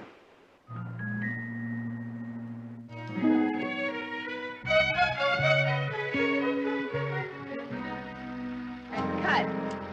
All right, set up this packet shot. That was fine, Doreen. The point is, you see, we not only have to convince the ladies out there that they get a Bermuda tan in every bottle, but they get a body like that to boot. I'm sorry to interrupt your work. Oh, interrupt me at work, but never at play. What's on your mind? I don't quite know how to ask this. Try putting it in the form of a question. And you're probably my oldest and my dearest friend. Well, that's very flattering to me, but it doesn't speak very highly for you. Did you and Vincent have a row? No, nothing like that. Too bad. I was ready to take his side. And I was away a long time. Well, I guess when they put you in a room with no knob on your side of the door, it seems like a long time. Long enough, maybe, for Vincent to get interested in someone else. Vincent? I'll tell you what you're talking about. I'm a very close neighbor with two all-seeing eyes separated by a very nosy nose. And you want to know if I saw any fun and frolic going on at your house with strange females while you were in the shrink tank. Am I right? You have such a warm, compassionate way of putting things, Anne. Well, you don't need warmth or compassion. You need a good spanking. Maybe. Look, Kay. All men are dogs. But Vincent is strictly a one-woman dog, believe me. I tried to seduce him a couple of times myself, once with a chocolate layer cake, and the other time with my noodle casserole, and those are my two best shots. And all he talked about were you and business. And I think you had it over business at least 2 to 1. Well, I just thought That's your problem. You imagine things. Ready to go, Miss Danvers.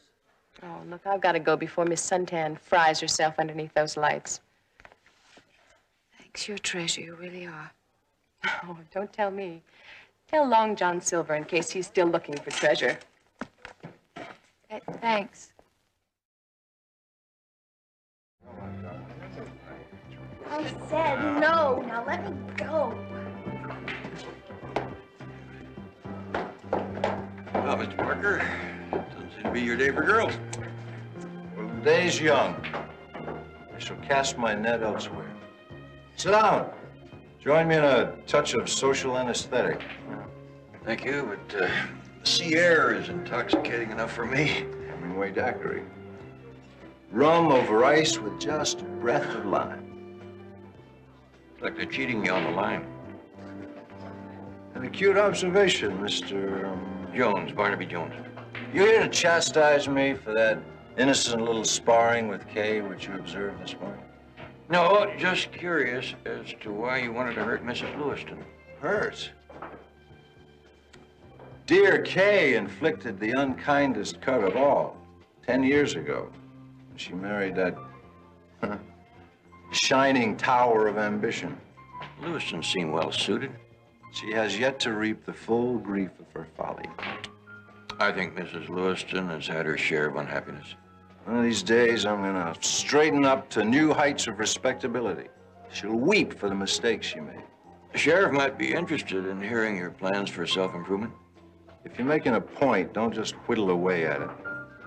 Mr. Parker, you have a record of 3 arrests for beating up on women. Little misunderstandings. No charges were ever filed. Maybe the ladies were paid for their bruises. That keeps it private, but nonetheless painful. As you say, private. My private life is my own business.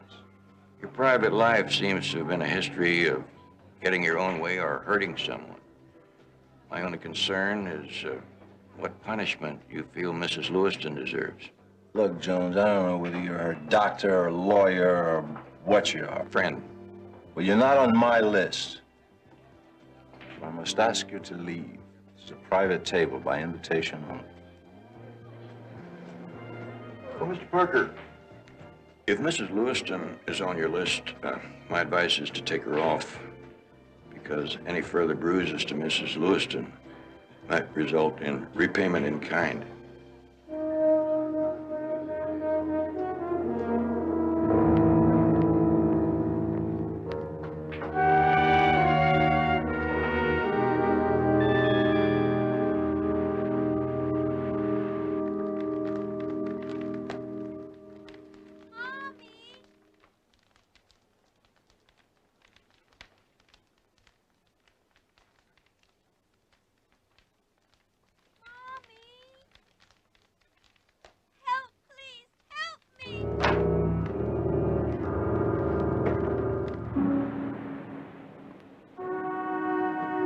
Who's out there? Please help me. Who is it? Mommy, Mommy, it's me. Help me. Sandy. Mommy, please help me. Mommy, Mommy, it hurts. Help me. Sandy. Sandy. Mommy, here I am. Help me. Please hurry. Hey, what are you doing here?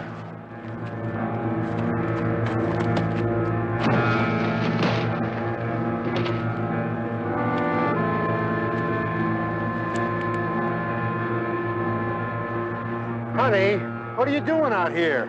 I come home and the door's standing wide open. You're not in the house. What?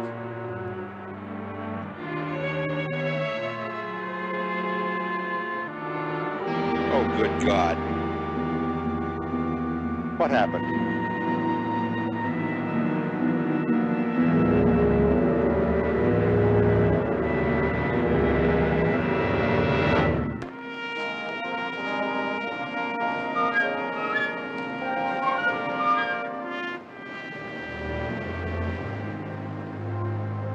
I heard sounds and I went outside.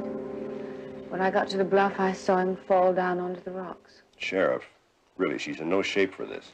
No reason to trouble you any further right now. You know, Barnaby, I always figured that something like this might happen to Dan Parker. You think he just walked off there in the dark?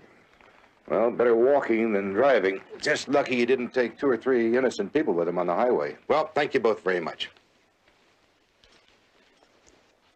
Miss Lewiston, what voice you heard? Did it sound like the child's voice you heard on the telephone? I don't know. I just don't know. Honey, now look, I'm sure you thought you heard a voice. But listen, imagination plays funny tricks on all of us sometimes, you know. I heard it. I know I heard it. Well, look, the doctor gave you a sedative for a reason. Why don't you go on in now and try to get some sleep? This whole thing's gonna look a lot clearer to you after a good rest, okay? Maybe I should. I'm very tired.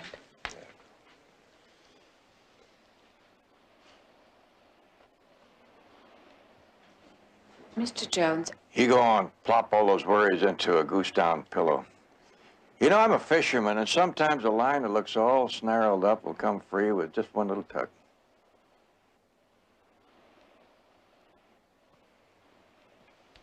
Now, Mr. Jones.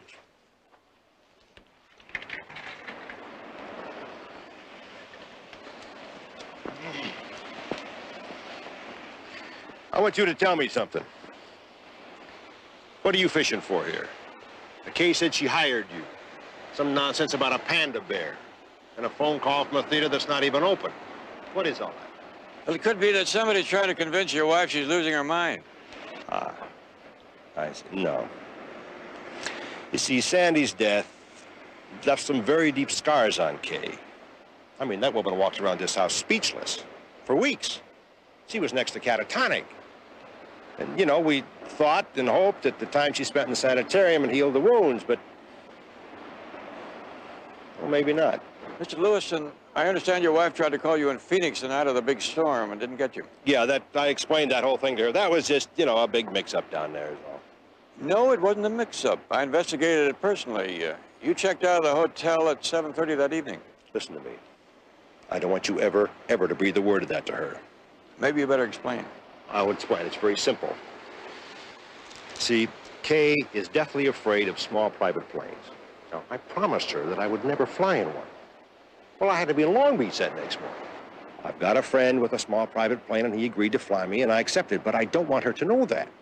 I spent the night in a motel down there in Long Beach. Next day, I transacted my business and came on back. Well, maybe you can give me the call letters of the plane or identify the motel? Mr. Jones, really, I've plowed through so many figures in there this last month. I mean, you know, I can barely remember my own phone number. Mr. Lewiston, you realize that Long Beach is well within the range of anyone attempting to terrify your wife? Are you accusing me? If you're so firmly convinced that all these strange happenings are purely imaginary, then how can you get the feeling that anybody's accusing you of anything? Tell your wife I'll call her after she gets some rest.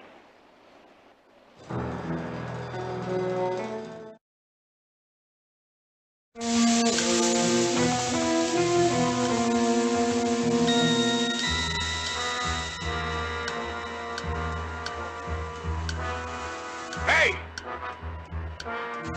Get out of here.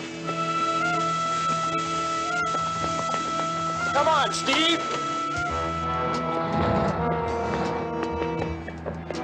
Hey, Buzz, you got a plan! Oh, what do you know about that?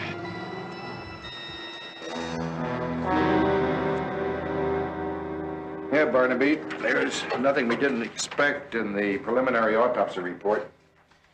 A long fall and a hard landing. Blood alcohol content rather low.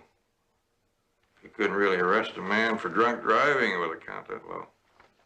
Well, drunk walking is something else, especially up there along that bluff where the footing's bedded up in daylight, let alone in the dark. Distance from the path to the bluff is only a few feet. Might make a world of difference in whether Dan Parker died accidentally or on purpose. Oh, you private investigators. You have a habit of trying to make something out of nothing. That may be, but one thing I'm out of the habit of, though, is changing tires. Oh? Have you got anything on 3 young people, 2 fellas and a girl? One of the fellas sometimes wears a football jersey, short sleeve, number 66. Oh. Young kid, about 17, straight blonde hair? Yeah. Little rascal just let the air out of my tire. And the other 2 handled the wheels, the getaway van. Well, Barnaby, if you want to sign a complaint, their folks will be over here before the ink is dry. Besides that, they'll bring a lawyer who makes more in 1 week than I make in an entire year. Regular customers. Well, we try to grin until they grow out of it. I was sure wish they'd bring spanking back into popularity. They have anything in their record that the state would consider more than a spanking offense? Well, we hauled them in here a couple of months ago. Somebody complained about them having a marijuana party on the beach. No sale? No evidence. We gave them a talk about support your local sheriff and let them go. Funny thing, though. They kept accusing Mrs. Lewiston of turning him in. She didn't say anything about that to me. Well, it wasn't her at all. I told them that. They wouldn't believe me. The young girl, Angie, kept yelling, "That lady's been crazy ever since her kid was killed. They ought to put her away, not us." Maybe Kay came home from the hospital too soon, Vincent. Or not soon enough. I don't know what to think. Kay, should you be up? Hello, sweetie. How are you, better? I feel a little dizzy. Well, sit down. Here, take it No, I just realized I haven't had anything to eat since yesterday noon. Oh, well, I'll rustle up something potluck, if I can find the pot. No, I'll do it myself. I don't want to be waited on like I'm some sort of patient. I think there's some bread in the freezer. The sandwiches be all right? Sure.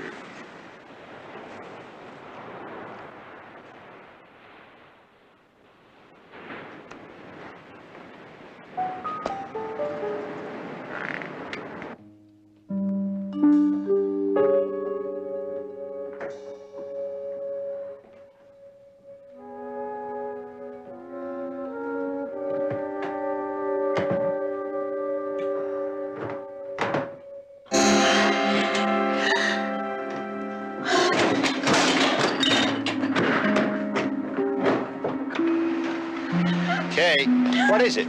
Kay, what is it? Kay, sit down. What is it? What is it? Kay, I'll call the doctor. She needs help. Kay. Kay.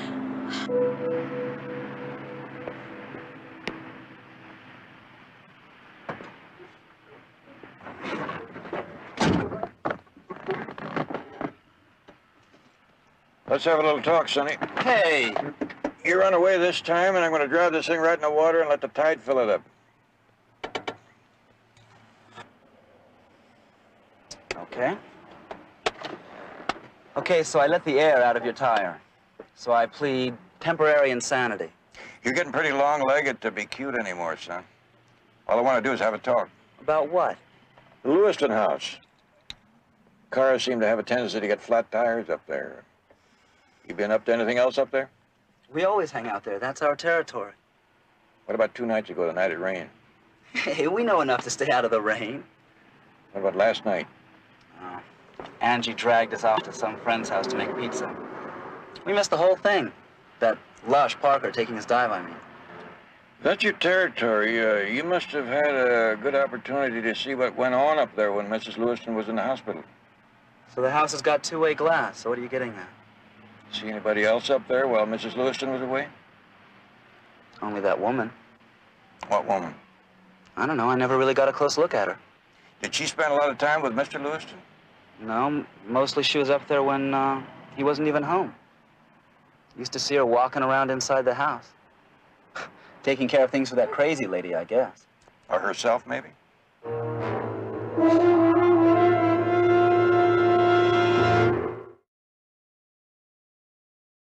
How is she, Doctor? Kay is suffering from severe shock, Vincent. What happened? Well, I don't think I know. She slept for a while after that sedative that you gave her. Then she woke up, she was hungry, she went into the kitchen. Did she say anything before? Was she rational? Oh, yeah. What'd she say? She said, I think I've got a loaf of bread in the freezer, if you don't mind sandwiches. Then when she came back out, she was, well, you saw. Well, we won't know any more for 2 or 3 hours. She's sleeping now. I'll be in touch with you, Vincent. Thank you, Dr. Mars. I've got a whole office full of people from Washington in about 25 minutes. I've got to get to a phone and cancel. No need to do that. The doctor said it's going to be 2 or 3 hours. I'll call you if anything happens. Go on. All right. Thank you, Annie. Don't Thank worry. you. No, if I can catch a cab, I'll just about make it. Another time, Mr. Jones, please. Such a terrible strain on him. I don't know how he manages. You mentioned calling a taxi. Did he ride here in the ambulance with Mrs. Lewiston? Yeah. It's a good thing, too. I was so upset I could hardly drive myself. Poor Kay. You've known her a long time. Yeah. I used to be able to make her laugh. I guess that's all over now.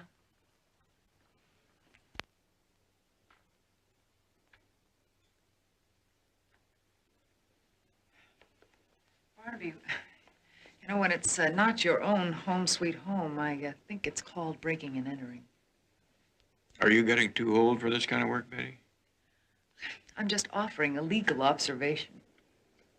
Well, keep observing.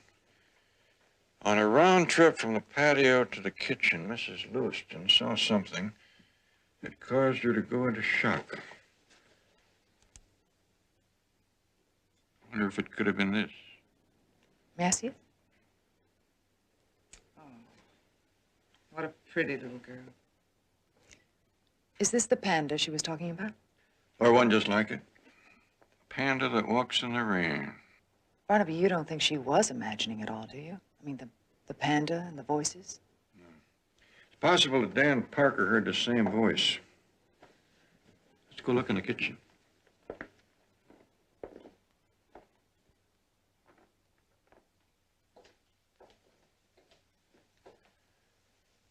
I think I have a loaf of bread in the freezer, is what she said.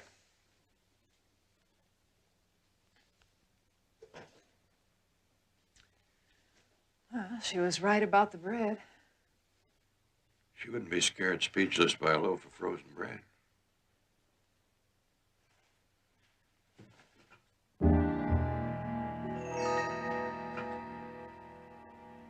What's that? Get me that picture from the living room.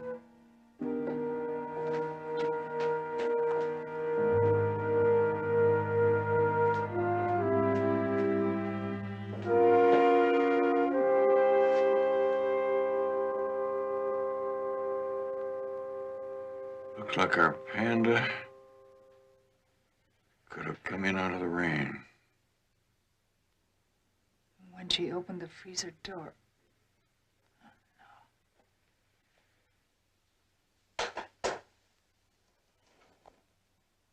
Find me a knife.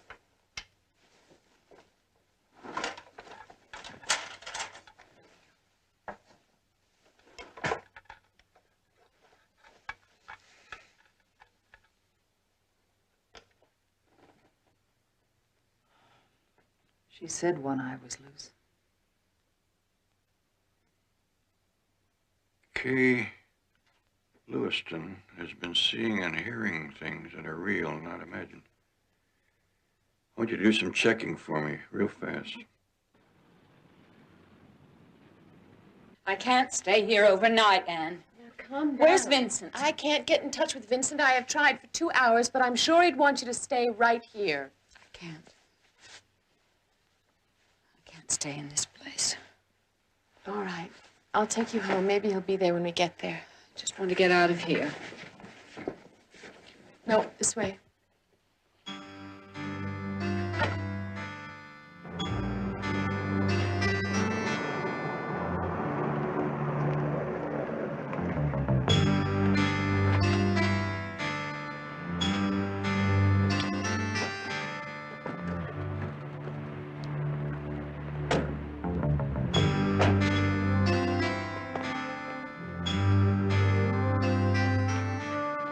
Vincent isn't here. He'll be here. You'll see.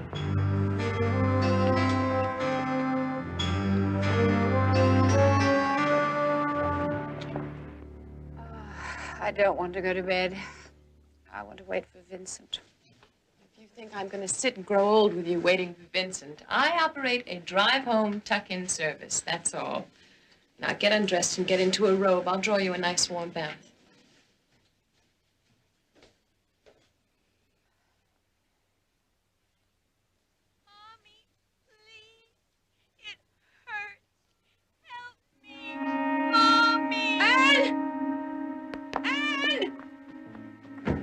What is it? What's the matter? Didn't you hear it? Hear what? Listen. Mommy, help me. There. Did you hear it? Kay, I didn't hear anything. Get hold of yourself. The bath will help you relax. The sounds will go away. Please, Mommy, it hurts. Help me, Mommy. Mommy. Please, Mommy. I'm hurt. It hurts. Mommy.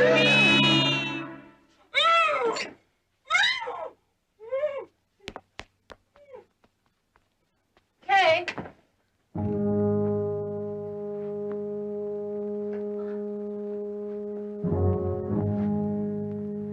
Do you hear me, Kay?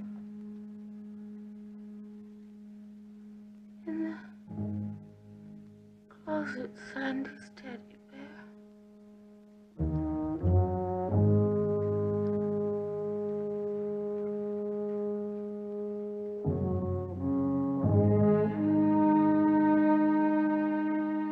There's nothing in there.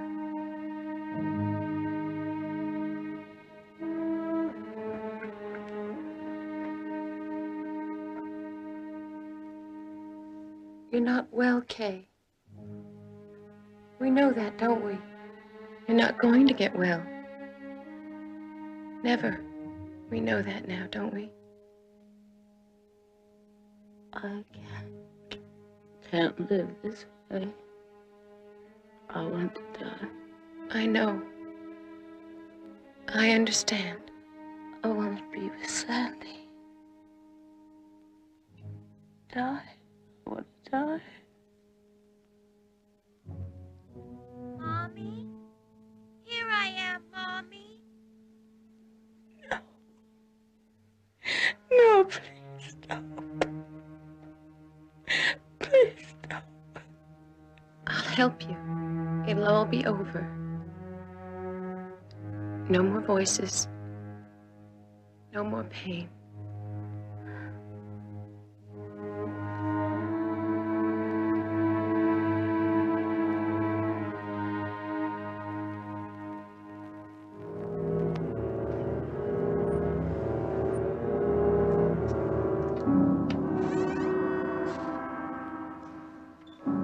Don't worry, Kay. It's all so easy.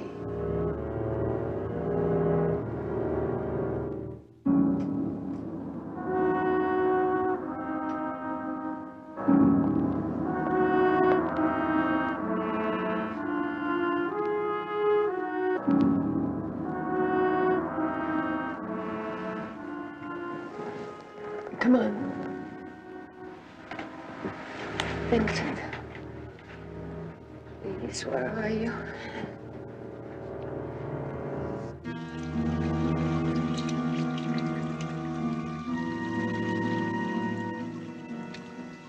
Vincent? Don't worry about Vincent. He'll be fine with me. He needs a strong woman.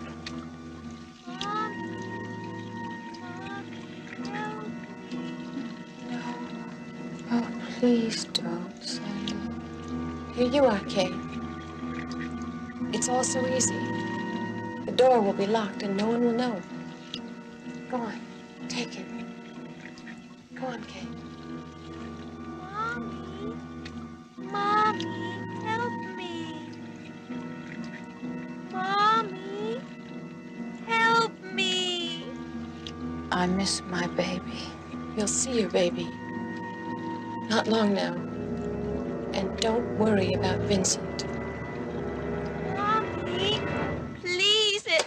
You're very talented, Miss Danvers, but I don't think your talent quite extends to a perfect murder. No! Oh, Vincent, I'm so glad you're here. You don't know what's been going on. You've got to get me out of here immediately. You're not going anywhere, Ann. You're not going anywhere.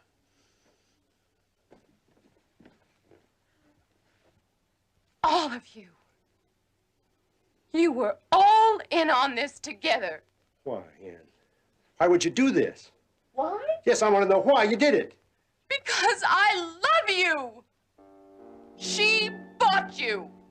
A weak, silly woman falling apart like a fragile doll over a child. You need a strong woman. You need me. You need me.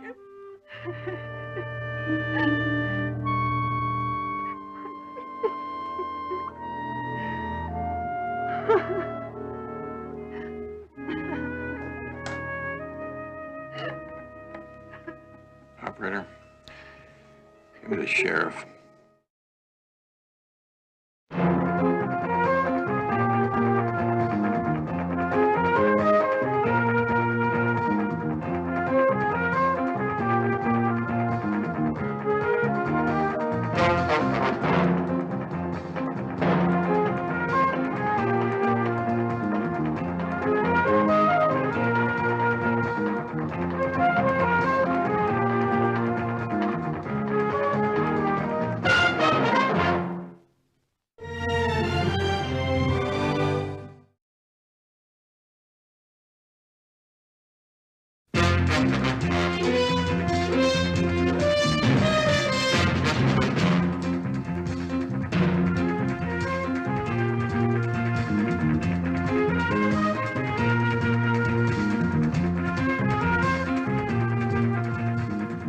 Barnaby Jones, starring Buddy Ebsen. Also starring Lee Merriweather, with guest stars Monty Markham, Catherine Justice, Lyndon Childs. Tonight's episode, Doomed Alibi.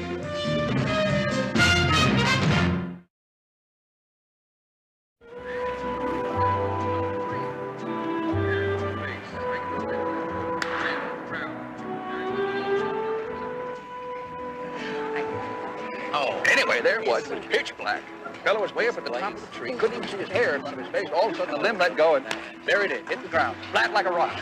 Then all the dogs jumped on him, except old Lou. George. And then old Lou jumped on him. Isn't that Vince Barrett? I think it is. Oh, Henry, hey, this is fantastic. There you go, girls. Dig in.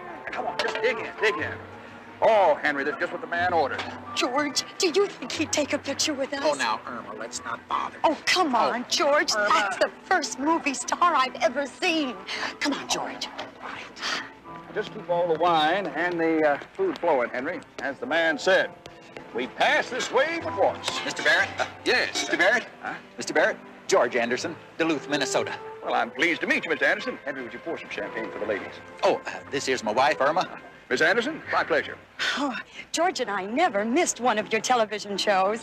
Well, thank you. Comanche Sun, Flaming Desert, Slinging Lead. Well, you folks are mighty kind, but you sure are going back a few years. I've been out of the show business for some time now, and I'm just ordinary businessman today. Oh, not in our eyes, Mr. Barrett. Why, you're still one of our favorite Western stars. Well, thank you, Miss Anderson. Mr. Barrett, any chance of you taking a picture with me and the wife? Best chance in the world, Mr. Anderson. It'd be my pleasure. Rita, it is Rita, isn't it, honey? Here, grab that old camera and just snap a picture of me and these fine folks. Oh, Mr. Barrett, thank you so much. No, it's my pleasure. Do it all the time. Love it, love it. I'm so thrilled. You ready? Okay. Okay.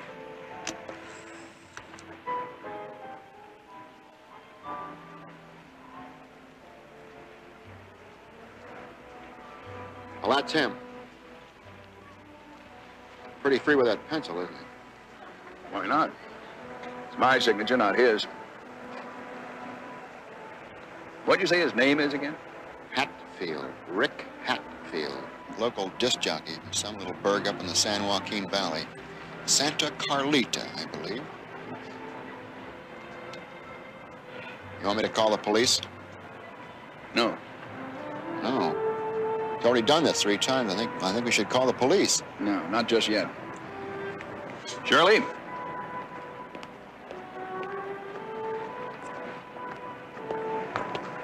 There he is, sweetheart. Now suppose you find out just how good an impersonation that fella does of me. Vince, I don't like doing this sort of thing. Honey, he's the reason I settled you in here. Now just be nice. Just how nice am I supposed to be to you? Nice enough to find out what I want to know. Go on.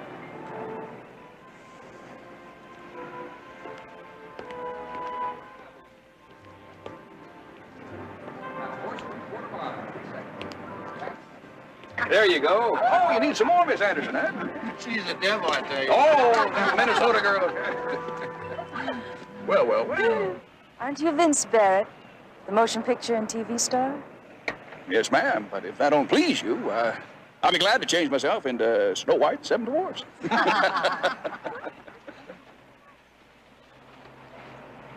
Yes, sir. He might just come in real handy.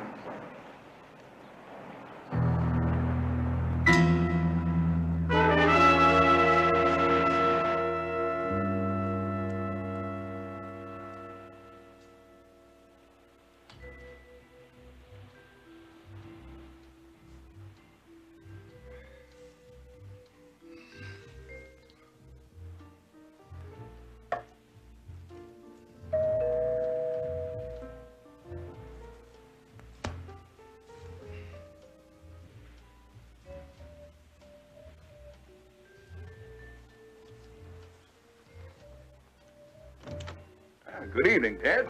Well, it wasn't until now. Where's your houseman? I gave him the night off. What is it, Barrett? I thought I made it clear. We have nothing further to talk about. Now, Ted, listen to me, will you? Just give me 10 minutes. I'll do better than that. I'm going to see to it you get 20 years. Ted. You've stolen from me long enough. I'm having the company's books audited, and when they're finished, so are you. Now, if you don't mind. Ted? Now, come on, Ted. You got to listen to reason. I got into some bad investments. I got in over my head.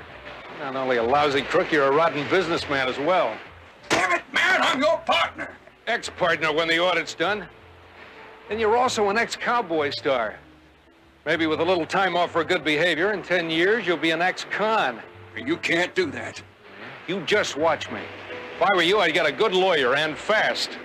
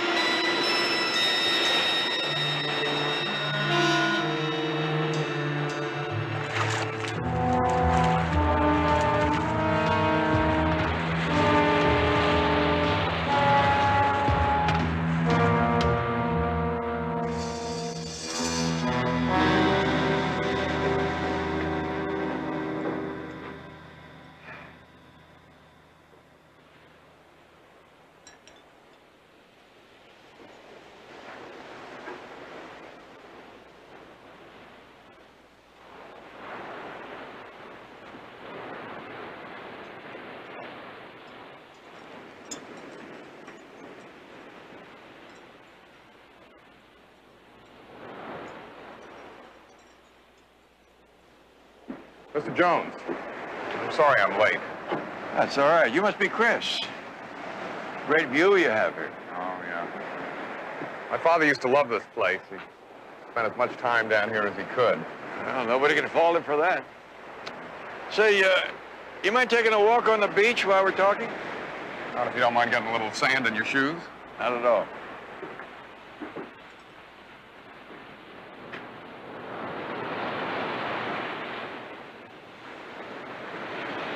Very relaxing. Sound of the surf pounding on the beach. I guess, make it difficult to be heard if you're out there yelling for help. You mean that's why none of the neighbors heard my father call for help? You're wrong, Mr. Jones. There was none. According to the police report... Hang the police report, Mr. Jones. My father's death was no accident. He was an excellent swimmer. And more importantly, he had a very hard, fast rule about anybody swimming alone, even himself. Rules are made to be broken, Chris. Years ago, his brother David drowned while swimming alone. Dad never got over that. Did you? Yeah, I see what you mean. Could your father have lost this? I found it up on the deck. Turquoise, isn't it? I think so. Yeah. More like something Vince Barrett would wear.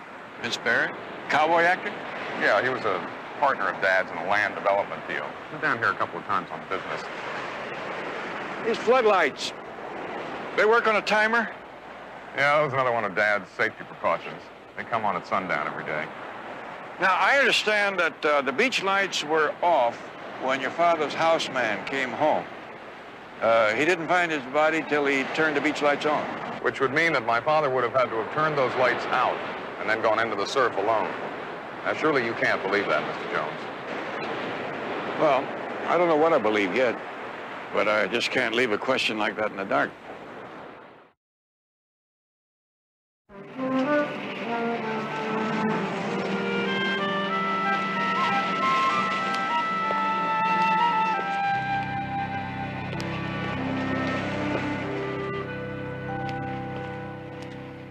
And that about wraps up KBEX's late morning news. Now back to the Rick Hatfield Show and some oldies of yesteryear. As the old Duke says, no song like an old song. Pilgrim.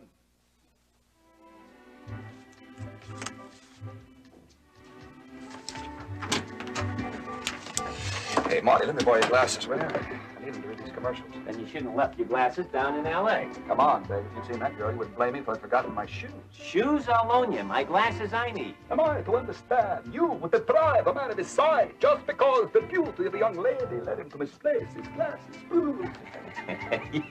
You forget, I checked your action. The chicks you take out, you're better off without glasses. Not this one, Marty. Sensational figure, low, sexy voice, and a face that would make Da Vinci wig out. Yeah, sounds like you're the one wigged out. Wigged out, turned on, and torn up. Well, I suggest you gather yourself together. That record ends in 5 seconds. Yes, sir. Yes, sir. I've always said, show me a man who likes an old song, and I'll show you an old man. Yes, yes. And if you'd like to see an old man who'd like to see you, get yourself down to Crazy Ed Hayes. Got so many recreational vehicles on that lot of his.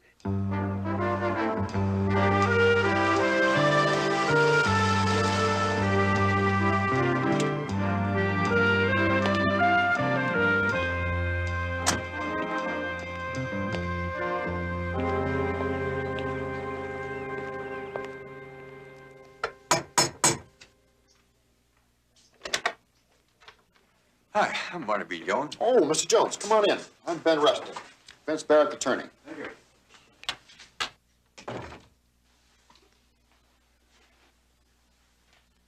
Vince? This is Barnaby Jones, a private investigator who called. Detectives. You're one of them fellows that herded me and Wyatt and Bat and the rest of them right on off the tube. Well, I wish my work were as easy as television shows make it look. Well, sit down, Mr. Jones, and tell us how we can help lighten the load for you. Thank you. Chris Mason asked me to look into the death of his father. I thought you might be able to help me. Poor Ted. I not only lost a good partner, Mr. Jones, I lost a dear friend. I'll be glad to do whatever I can. Did Mr. Mason have any setbacks recently? Any emotional upsets? Ted Mason take his own life? You're barking up the wrong tree, Mr. Jones. There's always a possibility that Ted might have committed suicide. Suicide? Ted wasn't that kind of man. Yeah, that's the way his son feels. Did he have any enemies? Well, what man doesn't have a few, but none who'd do him in. No, Mr. Jones. On the face of it, I'm afraid I'd have to agree with the police. It had to be an accident. Well, it's not the first time I wind up chasing my shadow around the rain barrel. Oh, I found this out at the Mason house. Chris thought it might belong to you. I'll say it does. Came out of my hat band. Probably lost it on Saturday night. No, must have been 2 weeks or more. I've been turning this place upside down looking for it. And you weren't out at the Mason house over the weekend? No, I spent the weekend at the Parkhurst Hotel up in Los Angeles.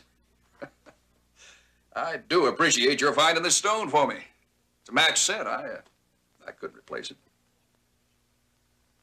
Any more questions, Mr. Jones? No, I don't think so right now. If I do have any, I'll give you a call. Thank you. No, it's my pleasure.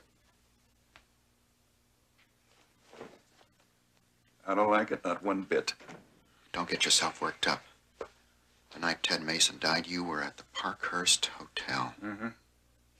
And suppose Jones finds that fella who was really there.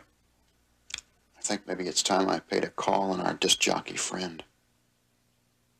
As your attorney, if I explain to him we're going to press charges, I think maybe he might be persuaded to cooperate. Man should always consult with his lawyer first.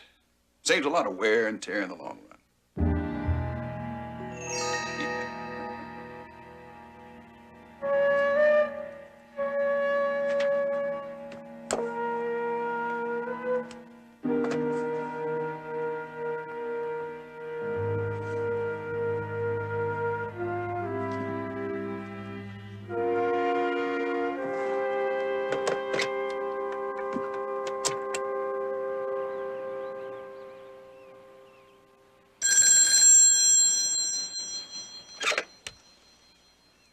Hello.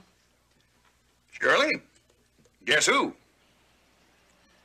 Well, Vince Barrett, of all people. It's Hatfield. What do I do? Blame along. Well, how did you get this number? From your answering service. Celebrities do have privileges, you know. Well, it's awfully sweet of you to call, Vince. It's awful short notice, I know, but, well, I sure would like to see you again. He wants to see me again. I told you he'd be a problem. Tonight? Tell him you'd like nothing better. I'd love to, Vince. What do you think? He's got the phone number here. What happens if he connects you to Shirley? That could mean real trouble. Ben, we got the company now. There's an awful lot at stake. I know that. Can you handle him? Looks like I'll have to, doesn't it? Permanently. All right.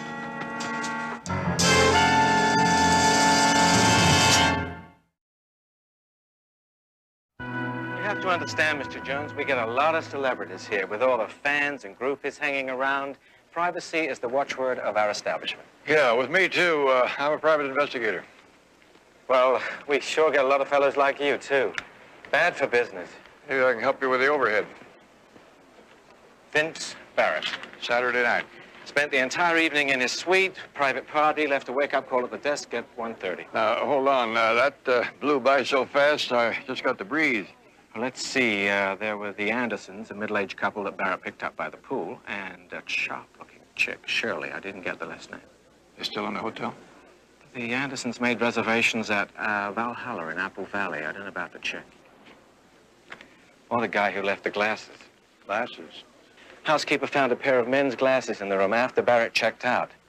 They didn't belong to Mr. Anderson. I called Barrett's office. His secretary said he didn't wear glasses. Interesting. Now, hold on just a minute. Don't tell me. Let me guess. You are in charge of the lost and found department, and the glasses are in your possession. You got it. If private eyes are bad for business, I'll bet you never see a recession.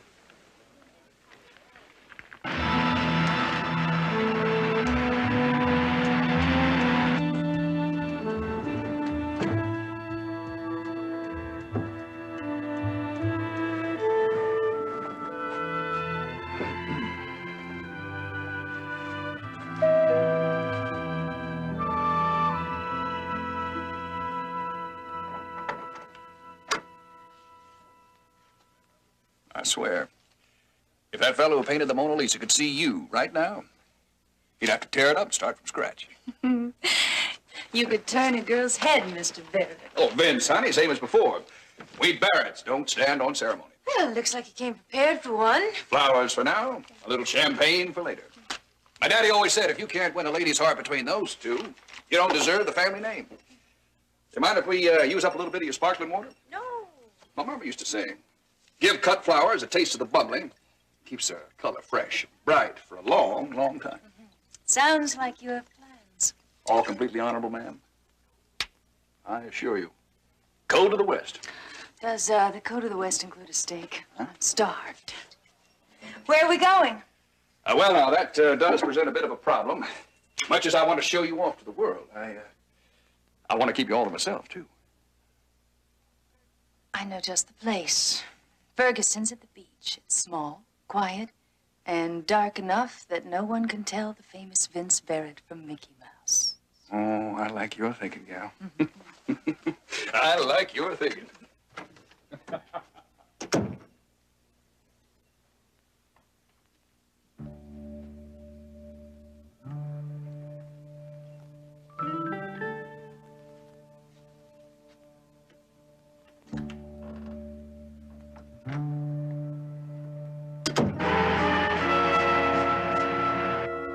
No, sir, Mr. Jones. We wouldn't forget these glasses, would we, Irma? Oh, dear me, no. That was the most exciting evening of our whole vacation. The dinner you had with Mr. Barrett. I can't wait to tell my bridge club that we had dinner with a real movie star. And by the time her bridge club gets through with it, it won't be just a dinner. Irma will have had a screen test, and I'll have had an affair with some young Hollywood starlet. George. Who else was at the dinner? Oh, just the most precious young lady. Mr. Barrett met her by the pool, and I think she was quite taken with him. You know, I'm certain that we have a snapshot of her here somewhere. Let me look. And who did wear the glasses? Oh, Vince. Mr. Barrett, of course. But only when he signed the check. Well, I understood Mr. Barrett didn't wear glasses. Well, Being a Hollywood movie star and all, a fella's got to keep up his image. You don't exactly picture a Western gunfighter wearing a pair of specs now, do you? Here we are. Shirley and Vince make a handsome couple, don't you think? Shirley. You didn't have to catch her last name. Gee, I don't remember. Do you, Irma? No, but then it was very informal. Like we were all very old friends. This picture of you with Mr. Barrett taken at the pool, that was taken before dinner. Right after we met. Like Irma says, we were together from then right on through the whole evening. Mind if I borrow this? What do you want a picture of us for? I promised to return it, and along with it, I promised to give you an enlargement. 8 by 10? You can depend on it. That's very nice, George. All right, thank you very much. You enjoy your vacation, and I'll get this back to you tomorrow. Bye-bye. Bye. Bye. Bye.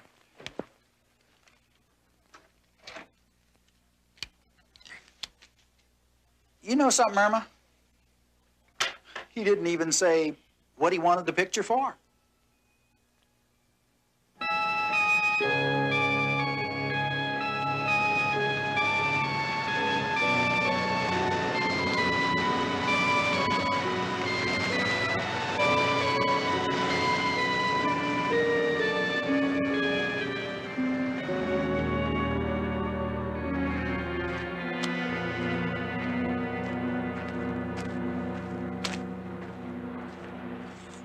It's beautiful, isn't it? Doesn't hold a candle to you. Careful. Flattery has taken a lot of men further than they wanted to go. That's true. To me, you're just about the prettiest thing I ever laid eyes on. The way you talk, the way you move. Oh, the truth is, I was kind of surprised when you took me up on my offer to go out tonight. Well, that doesn't sound like the Vince Barrett I know. Well, now, supposing I wasn't Vince Barrett. Not rich and famous, but just an ordinary guy. How'd you feel about me then? How would you feel about me if I weren't as pretty as you say? Now that I know you, I feel exactly the same way. Shirley. Oh, shh. Don't say any more. That's the sweetest thing anyone's ever said to me.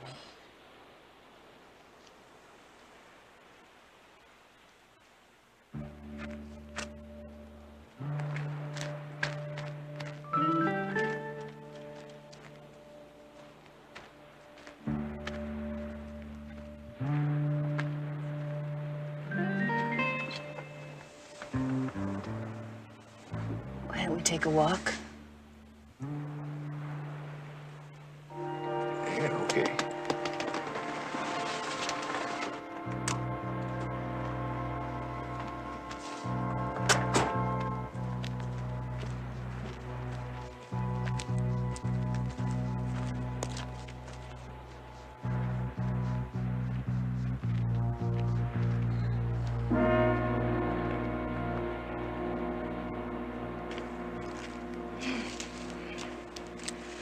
I think I should have worn my shawl. Oh, here, take this. No, I've got mine back in the car. Well, I'll get it for No, you. no, don't be silly. I'll get it. Only take me a second. Okay.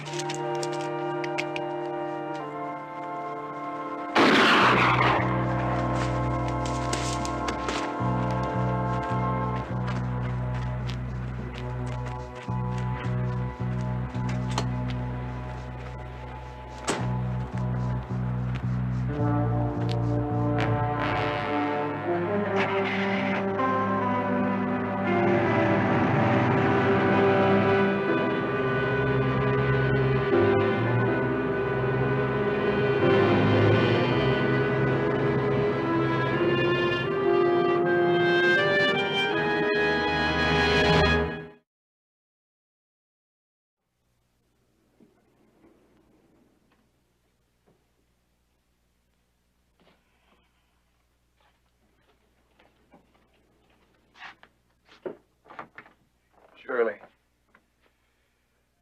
Oh, am I ever glad to see you. waiting out there on that stairwell all night. Shot. No, it's okay. It's okay, I think. Oh, no, it's all right. I'm okay. Take off your jacket. Man, I waited and I waited. When you didn't come back, I was afraid they'd gotten you too. Oh, I panicked when I heard the gunfire. I was afraid to come back to the apartment, so I spent the night with a girlfriend. You didn't call the police? I started to, but I guess I'm a coward. I was afraid to get involved. Did you call them? No, I couldn't. Even after someone tried to kill you? There's a reason I can't go to the police. I'm a fake, Shirley. I'm a complete phony. I don't understand. I'm not Vince Barrett. I've never even met the man.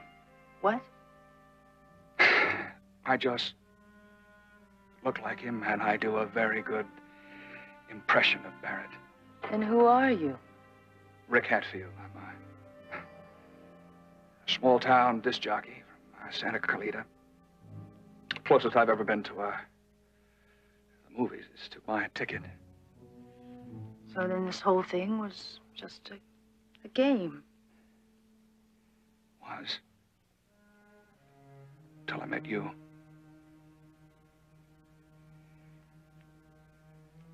I tried to tell you last night, but...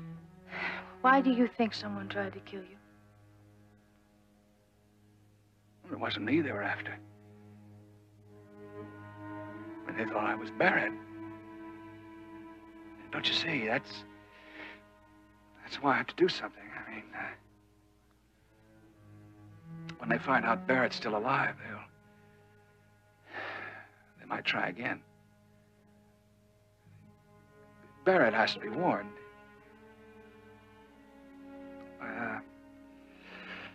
If I go to the police...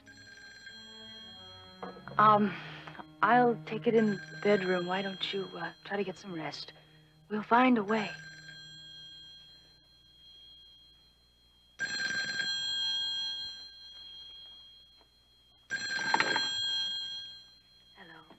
Cheryl, we got trouble. Ben can't be sure he finished that business with our friend. Just in case, if he calls you. You shouldn't have tried to kill him, Vince. He did nothing to deserve that. Honey, I told you we had no choice. But if he gets to the police... Don't worry, Rick won't go to the police. Well, now, honey, how do you know that? Vince, you know how I feel about this thing. What would you say if I told you that Rick's all right? And that he's not going to cause you any trouble? How would you feel about it? Look, if he's okay and we're in the clear, I'm the most relieved man in the world. Vince, he believes someone was trying to kill you. His first thought was to try to warn you. He's there now, isn't he? Yes. I'm not going to let you hurt him, Vince. I won't be a party to it. Okay. Just bring him out here and I'll reward him for his help, and Ben can caution him against any further masquerades, and we're home free. Don't lie to me, Vince. Not again. Trust me, Cheryl. Trust me. Right. But he's asleep now. It'll be a little while. Okay. You better not miss this time.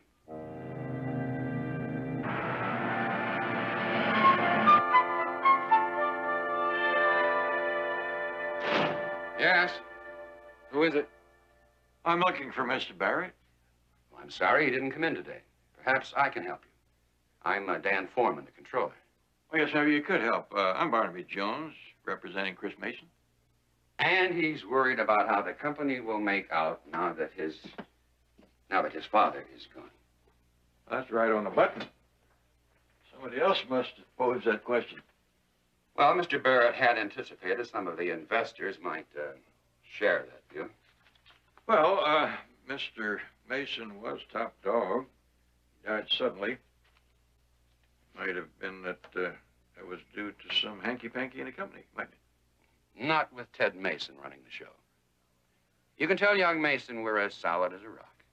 And you anticipate that Mr. Barrett will run the company along the policies that Mr. Mason did? Well, no two men see eye to eye on everything. For instance? Well, Mr. Mason had asked for a special audit the week before the accident. Was the audit completed? It was never started. Mr. Barrett canceled it. Why? He didn't want to make the stockholders nervous. That seems funny.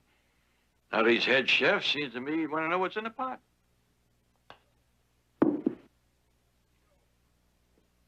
Yeah, Mr. Jones. I read a little left to right break. Just a little bit left of the cup.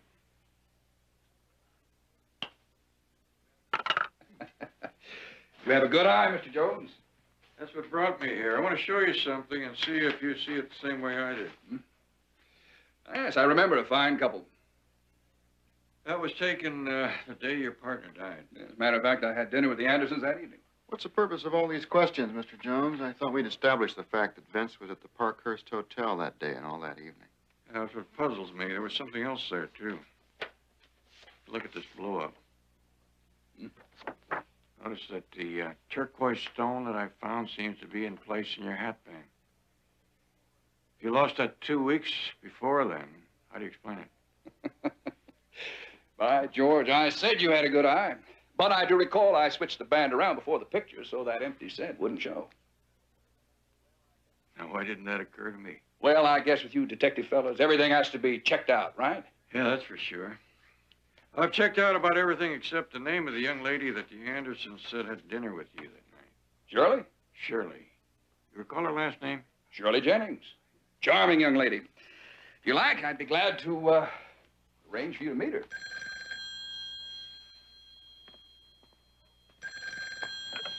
Hello? It's for you. Yeah. I got a call from the haystack. They found the needle. Those glasses belong to Rick Hatfield. He lives in Santa Carlita. Good work, Betty. I'll join you at the office in about an hour. We'll drive up together. Thank you. Thank you, gentlemen. No more questions, Mr. Jones? Oh, now I have to go match up some answers. I'll find my way out.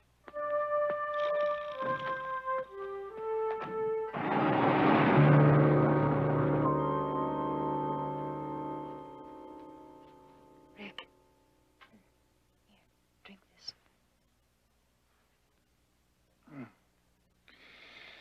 Hey. Thanks. I must have been more tired than I thought. You'll be happy to know that you don't have to go to the police. I got in touch with Vince Barrett himself. You did? How'd you get his phone number? A friend of mine used to work at the studios. Finally, when I got in touch with Mr. Barrett, I told him what happened. He wants to see you right away. That's great.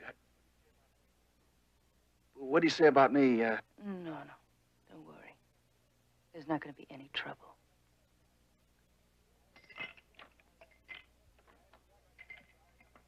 And it's like I said, I want it clearly understood that Miss Jennings had absolutely nothing to do with my impersonation. I understand completely, Mr. Hatfield. Spoken like a gentleman. Now, what's all this about somebody wanting to kill me? Well, it's like Shirley said on the phone. There I was pretending to be you, and some guy took a shot at me. Did you by any chance get a good look at this fella? Man, did I ever. I'll never forget that face. Mr. Barrett, you don't know how much I appreciate the way you're taking this. I mean, I never expected to. Mr. Barrett, that man, the one out there. He's the one. Are you sure? Man, I told you, I'd know that guy anywhere. We better call the police.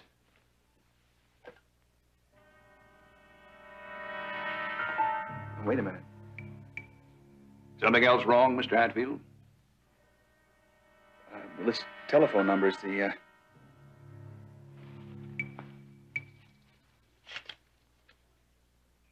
That's the one I used to reach Shirley. 2 and 2 do make 4, don't they, Mr. Hatfield?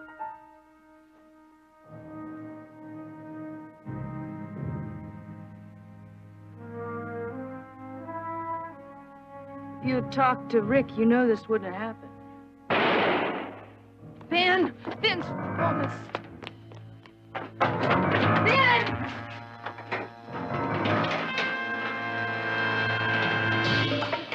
Vince?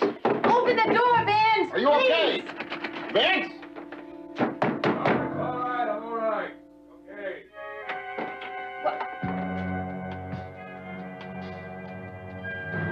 Said you wouldn't hurt him, Vince. You swore! He's only unconscious. I had to slap him. He saw Ben and he went crazy. He grabbed my gun and we fought over it. I told you should have let me handle this. No! Well, you was going for the gun, you... Get him out of here. Now, come on, baby. Keep hold of yourself. We're all in this together. It's gonna be all right. Come on. It's okay. You just get yourself fixed up. Give me time to do some thinking. It's gonna be all right.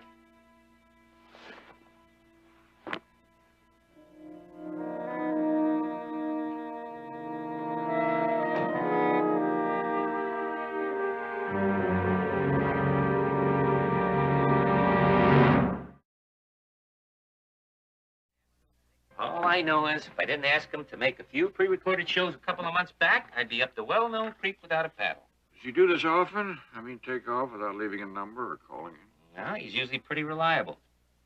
What do you want with Rick anyway? Oh, I wanted to give him the glasses that he lost.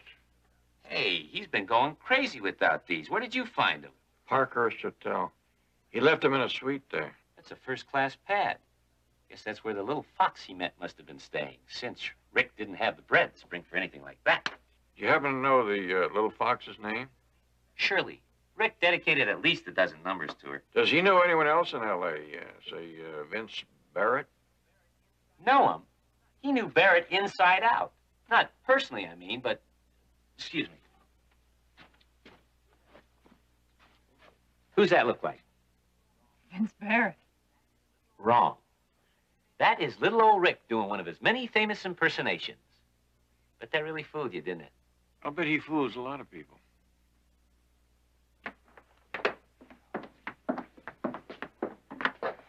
Oh, what did you make of that?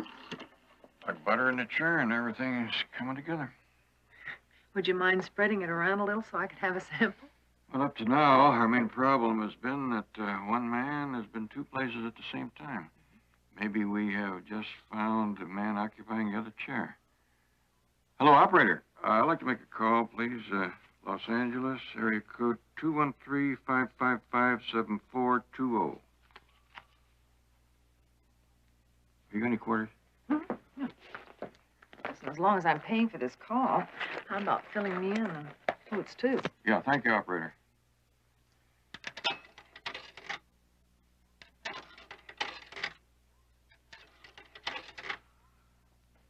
Hello, Mr. Foreman. This is Barnaby Jones. Mr. Foreman, I need some information regarding the payment for Mr. Barrett's stay at the Parkhurst Hotel this last weekend. Do you have those records? Sure, I'll hold. What does that have to do with Rick Hatfield? Well, the biggest advantage in using another man's identity is that you can use his credit, too. Hello? Yes, I see. Mr. Foreman, have there been any recent charges made in Mr. Barrett's name that he claims were not his? Huh? Well, did they take care of those, too? I see. Well, thank you very much. You gonna tell me? Seems there were several large hotel bills, dinners, rooms, and things like that run up in Barrett's name recently. Barrett claimed they weren't his. His lawyer, Ben Reston's been squabbling with Foreman about them for several weeks. Well, what? Well, suddenly, last Saturday night, Reston had them all paid off. Saturday night? Isn't that the night? the night Ted Mason died.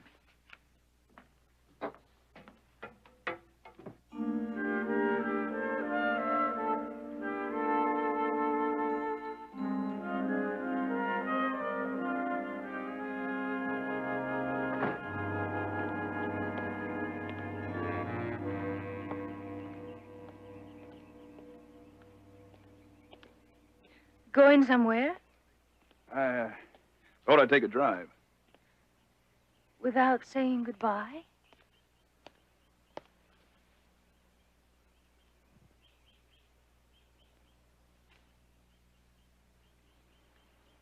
Santa Carlita can be a lovely trip. You knew it there. I guessed. The kiss just clinched it. You were with Barrett all the time. Not when he wanted you out of the way. I still don't get it. Why did Barrett want to kill me? He was using you as an alibi to cover a murder he committed. He couldn't afford having you around.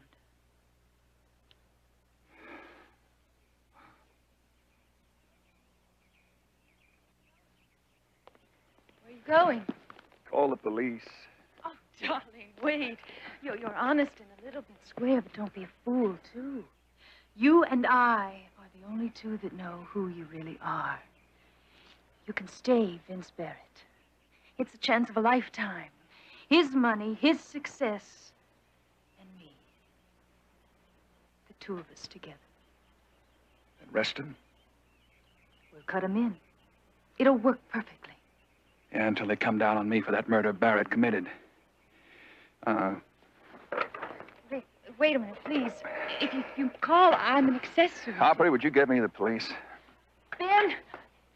Stop him. He's not really Vince. You shot the wrong man. What? Put it down. Put it down.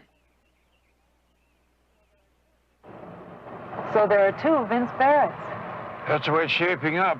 Let's hope there still are two of them. Now, look, Mr. Reston. Move it! Rick, it doesn't have to be this way. Well, he doesn't seem convinced of that. Ben, tell him if he plays it our It's no way... good, Cheryl.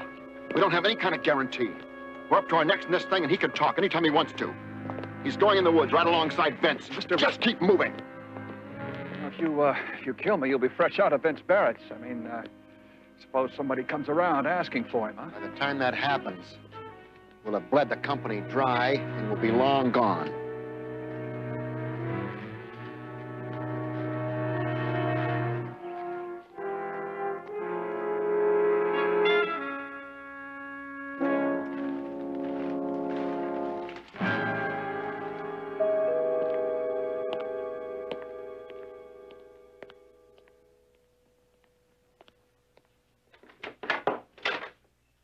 Yes?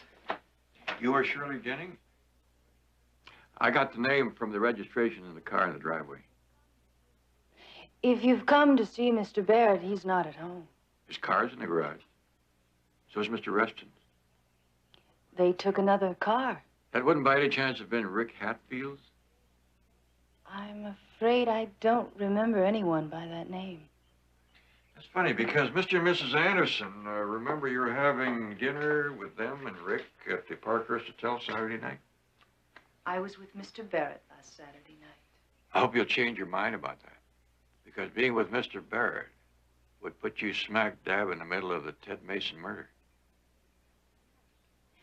You know that much. I have a feeling you're going to tell me a lot more.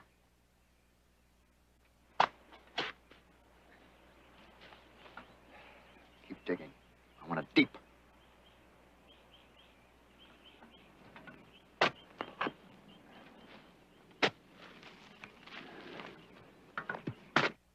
Deputy, this is Betty Jones.